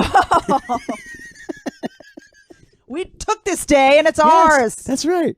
Okay, I planted this flag. I'm drinking my coffee. All right. By the way, I do want to tell you, speaking of sovereignty, there is I guess I'm about to say something positive, but before I do, I am miffed at PM Netanyahu, but I'm not so miffed just because I didn't expect much already weeks to prepare in preparation. Right, as we saw this thing deteriorating already. But I'll tell you who's a real stinkball. Yes. And that is that? Bojo. Oh, Boris Johnson. Oh no, Bojo. Bojo, you. What? Okay. You went from Bojo to Bozo. Okay. Oh, Snappiola. I liked it. Bang. Okay. I liked it. Okay, let's tell people what you're talking about because maybe people don't know. It turns out that UK Prime Minister Boris Johnson, who Hashem personally saved from the coronavirus very, very recently. Right. And gave him cool hair. And he had a baby. And a baby. And Brexit or whatever. Right, they Brexited. I don't know where pretty successfully. They didn't have to use all the treacle that they saved up in he was supposed storehouses. To be, he's supposed to be with us. He's supposed to be like a conservative, blah, blah, blah. Right. So he wrote an article in Hebrew. I mean, he didn't write it in Hebrew, but it was written and his name is on it and it's in Hebrew. The magic of Google Translate. Right. Yeah. I can just see him. He's like, click, click, click. Yeah. Click. He's like, which one is this? Okay. Yeah. Slicha. Yeah. Anyway, he wrote this article and then here's how he starts it. Okay. He goes, my first real experience of Israel came when I was 18 and spent several weeks working in the kitchens at Kibbutz Kfar HaNasi. That's why he's still angry. Why? Is it bad in the kitchen? Yeah. Kitchen work at these mass places is really hard. Is it? Why? It's like kitchen duty. That's when you pull kitchen duty. That's like, oh. Why? You peel a lot of carrots? Yeah. And there's always a guy yelling at you. Really? Yeah, he's always skinny, smokes a lot of cigarettes, and he's angry. Well, I don't trust anyone skinny in the kitchen. Yeah. Yeah. Or no, but he's like the in charge guy. Then there's the more robust chef. Anyway, that's the point. That's the guy I want to talk to. Yeah. Anyway, he goes, my fellow kibbutzniks managed to survive my contribution to their diet. Let's have camaraderie through jokes. I took away a profound attachment to the state of Israel. But now I want to screw you by saying my many bad things. Visits, blah, blah, blah, Yad Vashem, blah, blah, Rothschild Boulevard, Mayor of Tel Aviv, Shimon Peres, blah, blah, blah, blah, blah, blah, blah. And then he goes, I'm a passionate defender of Israel. Few causes are closer to my heart than ensuring its people are protected from the menace of terrorism and anti-Semitic incitement. In other words, all he cares about is us. And that's one of his things that he cares about. Today when he woke up in the morning, he goes, golly, I hope those Jews are okay. So then he goes, it is with sadness that I have followed the proposals to annex Palestinian territory. Oh, that doesn't feel good. That didn't feel caring. Why are you calling my land somebody else's land? I don't get it. As a lifelong friend admirer, and supporter of Israel, I'm fearful that these proposals will fail in their objective of securing Israel's borders and will be contrary to Israel's own long-term interests. So what he's saying is, you guys, I know you've given a lot of thought to this, and you have a democracy where you guys talk about these things, but I'm pretty sure you don't know what the heck you guys are doing. Because when I'm standing out here and looking at your borders, I go, no. But you guys say yes, but I say no. Okay, next. But I love you. But I love you, and nothing is closer to my heart. And I know better than you about you. About you. So listen to me. Because I know about you. Oh, jinx. You owe me a Coke. Annexation would put in jeopardy the progress that Israel has made in improving relationships with the Arab and Muslim world, because he's all on top of our relations with the Arab world, and he knows why we have good relations with the Arab world and why we would not. I have never been more convinced that Israel's interests overlap with those of our closest partners in the Arab world, including potential security cooperation against shared threats. But he says that applying sovereignty would inevitably set back these opportunities, and Israel's enemies would seize upon it and use it against Middle Eastern progress. So he says that I want an outcome that delivers justice, both to Israelis and Palestinians. And then he says annexation, I'm skipping through. He says annexation would represent a violation of international law. It would also be a gift to those who want to perpetuate the old stories about Israel. And I think we know what old stories we're talking about. Oh, you mean those...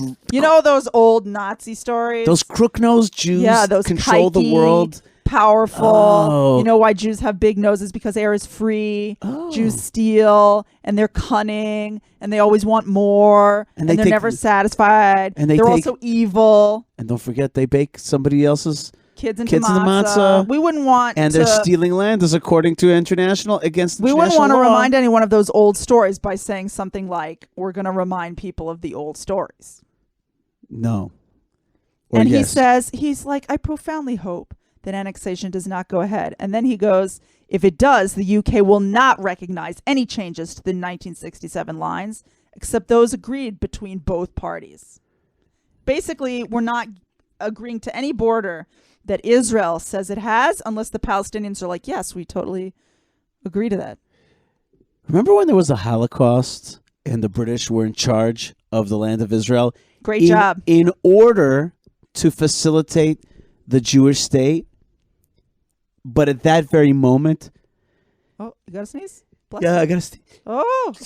Oh, gosh. Sorry. You all right L'chaim, there? everybody. God bless you all. Everybody, Libriut. Yes. I want to say, I guess I was just so I guess my rage This came letter out. is like dust up the nose to you. It is.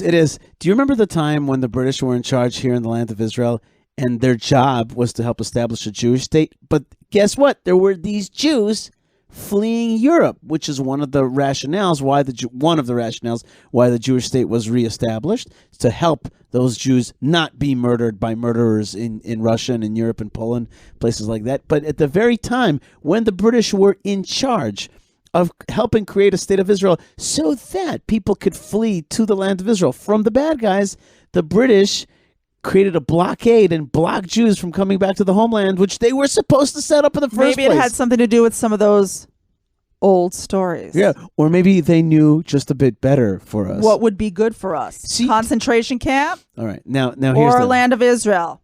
Better for them, concentration camp. Well, a good friend like Boris would know. Anyway, what I want to say is the following. Do you like that, Wait, Malkah? I'm not done though. Malkah, It's so good. Wait, we're almost done. I'm giving you just a warning. Wait, let's get to it. what? Come Are on. you going to start old stories about me? No old stories. No. What do you know better about me than I know about me? I just need to get to something positive. That's all. Well, I'm not ready, I said. Okay. Okay, he says, I do not underestimate the challenges in achieving lasting peace. So many efforts have been made. Yeah. So many have paid the ultimate price. Yep. Including, of course, Yitzhak Rabin. Oh! Who you flippin' settlers murdered in the head. But I still believe the only way to achieve, I believe, because I know, because I'm an expert, the only way to achieve true lasting security for Israel, the homeland for the Jewish people, Nice Because little I love nugget, you. nug. Because I love you. Is through a solution that allows justice and security for both Israelis and Palestinians. I refuse to believe that this is impossible. Oh. So you guys go with that, okay? Yep. And then he praises President Trump a little bit. And then he invokes the Balfour Declaration. Yes. And then he says, but it will remain unfinished business until there is a solution Yeah. which provides justice and lasting peace for both Israelis and Palestinians. He keeps saying again. I just want to tell you, Malkah, the Balfour Declaration, which was 1917, was written by Lord Arthur Balfour and was sent to Lord Rothschild. And it was also backed by Lord George. But I want you to know that Balfour went to San Remo in order to make sure that the Balfour Declaration would become part of international law. San Remo, they didn't make yet exactly the borders, but soon afterwards they did. San Remo was after the Balfour Declaration. 3 years later, yeah. Then the bottom line is they worked on the borders. The original borders were supposed to include all of Jordan for the land of Israel. The British cut out Jordan, gave it to their friends, the Hashemites, hashtag old school corrupt leadership. Anyway, those guys took away our land. But Balfour and Lloyd George were great Zionists. They loved the Jewish people very much. They wanted to make sure that at least from the Jordan River to the Mediterranean would be Jewish and Israeli. Right? Here comes Bozo, and he's saying that he's against even that. He's against Jewish sovereignty in the land of Israel. And that's why, Malkah, can I now segue? Yeah. Okay, fine. He just says that the only way, I want to say this one last Sure. So he says the only way that the peace and the lasting justice and all that can be achieved is for both sides to return to the negotiating table. Oh, wonderful. Get back in the box, people. Get back to where he once belonged. That must be our goal. Annexation would only take us further away from it. The end. Well, Bozo, I don't know. I'm highly, highly disappointed in everything. What an old style, every lefty canard, It's so 1990s. Yeah, it's all like Robin. We're way past that stuff. Yeah, really. Oh my gosh. That's why, Malkah, I announced that today Yes. is Sovereignty Day. Yes. The day that Bojo, who acted like a bozo, wrote this letter, is all to indicate the greatness of She'll Israel. place it in the annals. Now, let's say you wanted to have a l'chaim on this say. Sovereignty Day. Okay. Let's say you listened to this show and you said, Yeah. I, in accordance with this announcement that I've heard on the Yishai Fleisher show, that today is Israel's Sovereignty Day, I would like to have a l'chaim. We're still here, by the way. I would like to have... we're still here in the land of Israel. What do you mean? It's Sovereignty Day. Of course we're here. So let's say I wanted to have a l'chaim on this Sovereignty Day. Mm-hmm. Then I shall want to do it on a wine product made in the land of Israel. Yes, that sounds good. Well, Malkah, the amazing news about the Yishai Fleisher show is that we have a new sponsor. Ooh.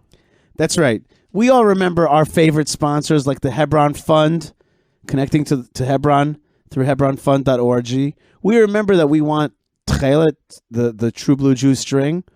We go to Tchelet, TEKHELET.com, and we type in the coupon code Yishai. Yeah, we remember those things. Deal. But when we want to celebrate Israel's sovereignty, Yom HaRibonut, Yes. HaYisraeli, Yes. when we want to celebrate yes, that, we want to say it loud and say it proud. then we go to IsraWines.com. Ooh, Isra Wines, Yes. plural, not wine. Because we don't wine. We drink Isra wine. Isra Wines, that's right. IsraWines.com. And you put in, you pick one of the many wines from the land of Israel. Many? Oh, there are many. And many from Judea and Samaria, where we're going to be sovereign.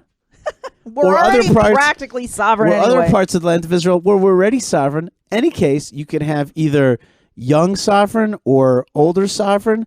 But all levels of sovereign. But what I'm saying is if you want to celebrate sovereignty on Sovereignty Day, nice you go to IsraWines.com. You put in a coupon code Yishai.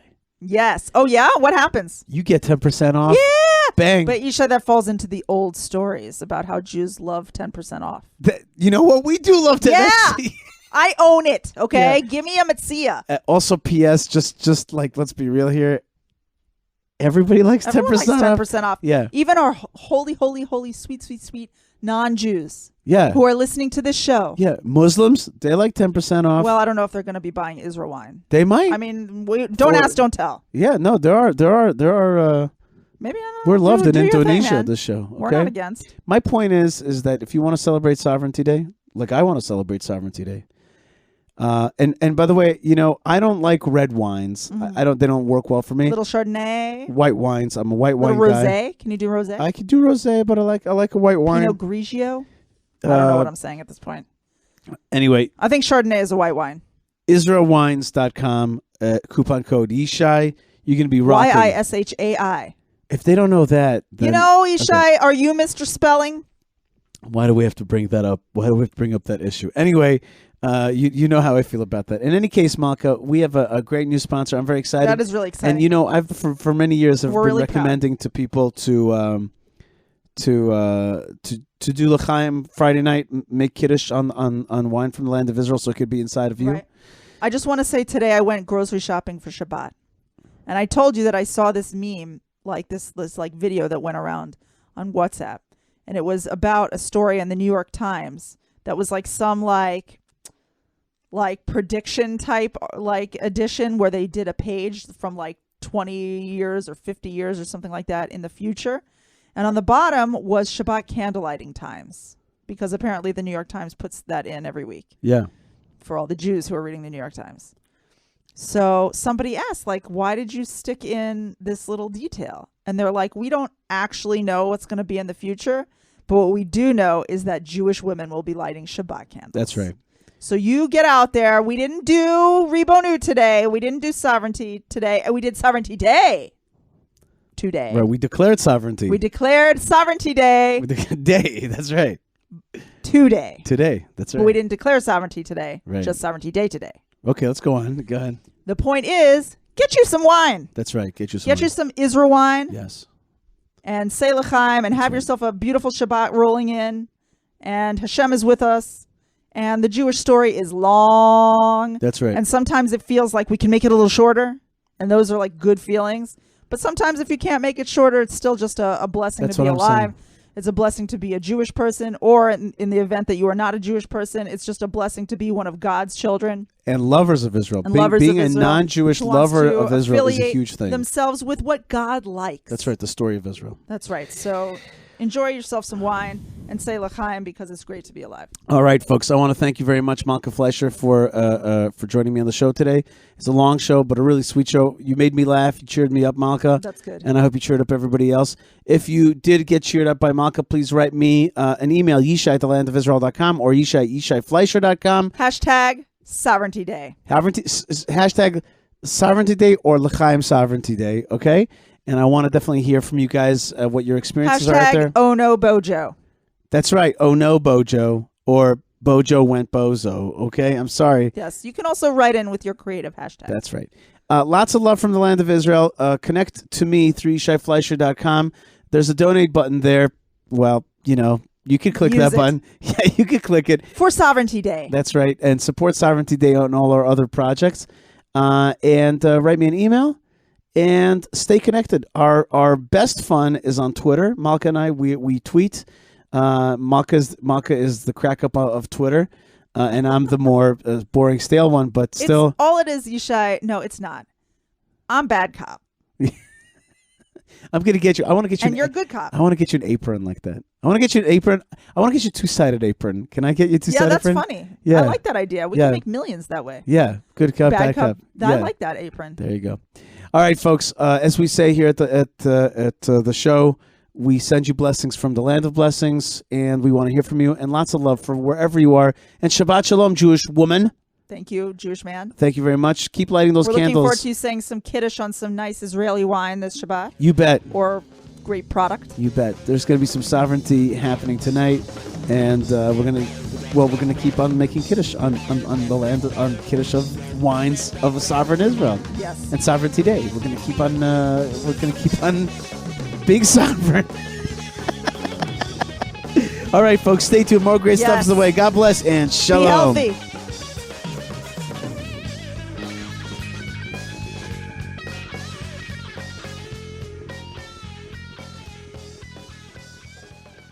Hey everybody, this is Jeremy Gimpel. Have you heard about the Land of Israel Fellowship? We started about 1 month ago, and people from all over the world, 24 countries, have joined. We meet live every Sunday, and the video session is recorded and then broadcast to all the members. And it's an exclusive group. It's a group that's focused on learning. We're focused on praying together. We're focused on growing together. And it has been one of the biggest blessings in my life. And we have people from New Zealand to Australia, Alaska, Hawaii, Hong Kong, Jews, Christians. We have a Buddhist. We have one Muslim that's joined. We have people from so many different backgrounds, languages, and cultures. And we are literally creating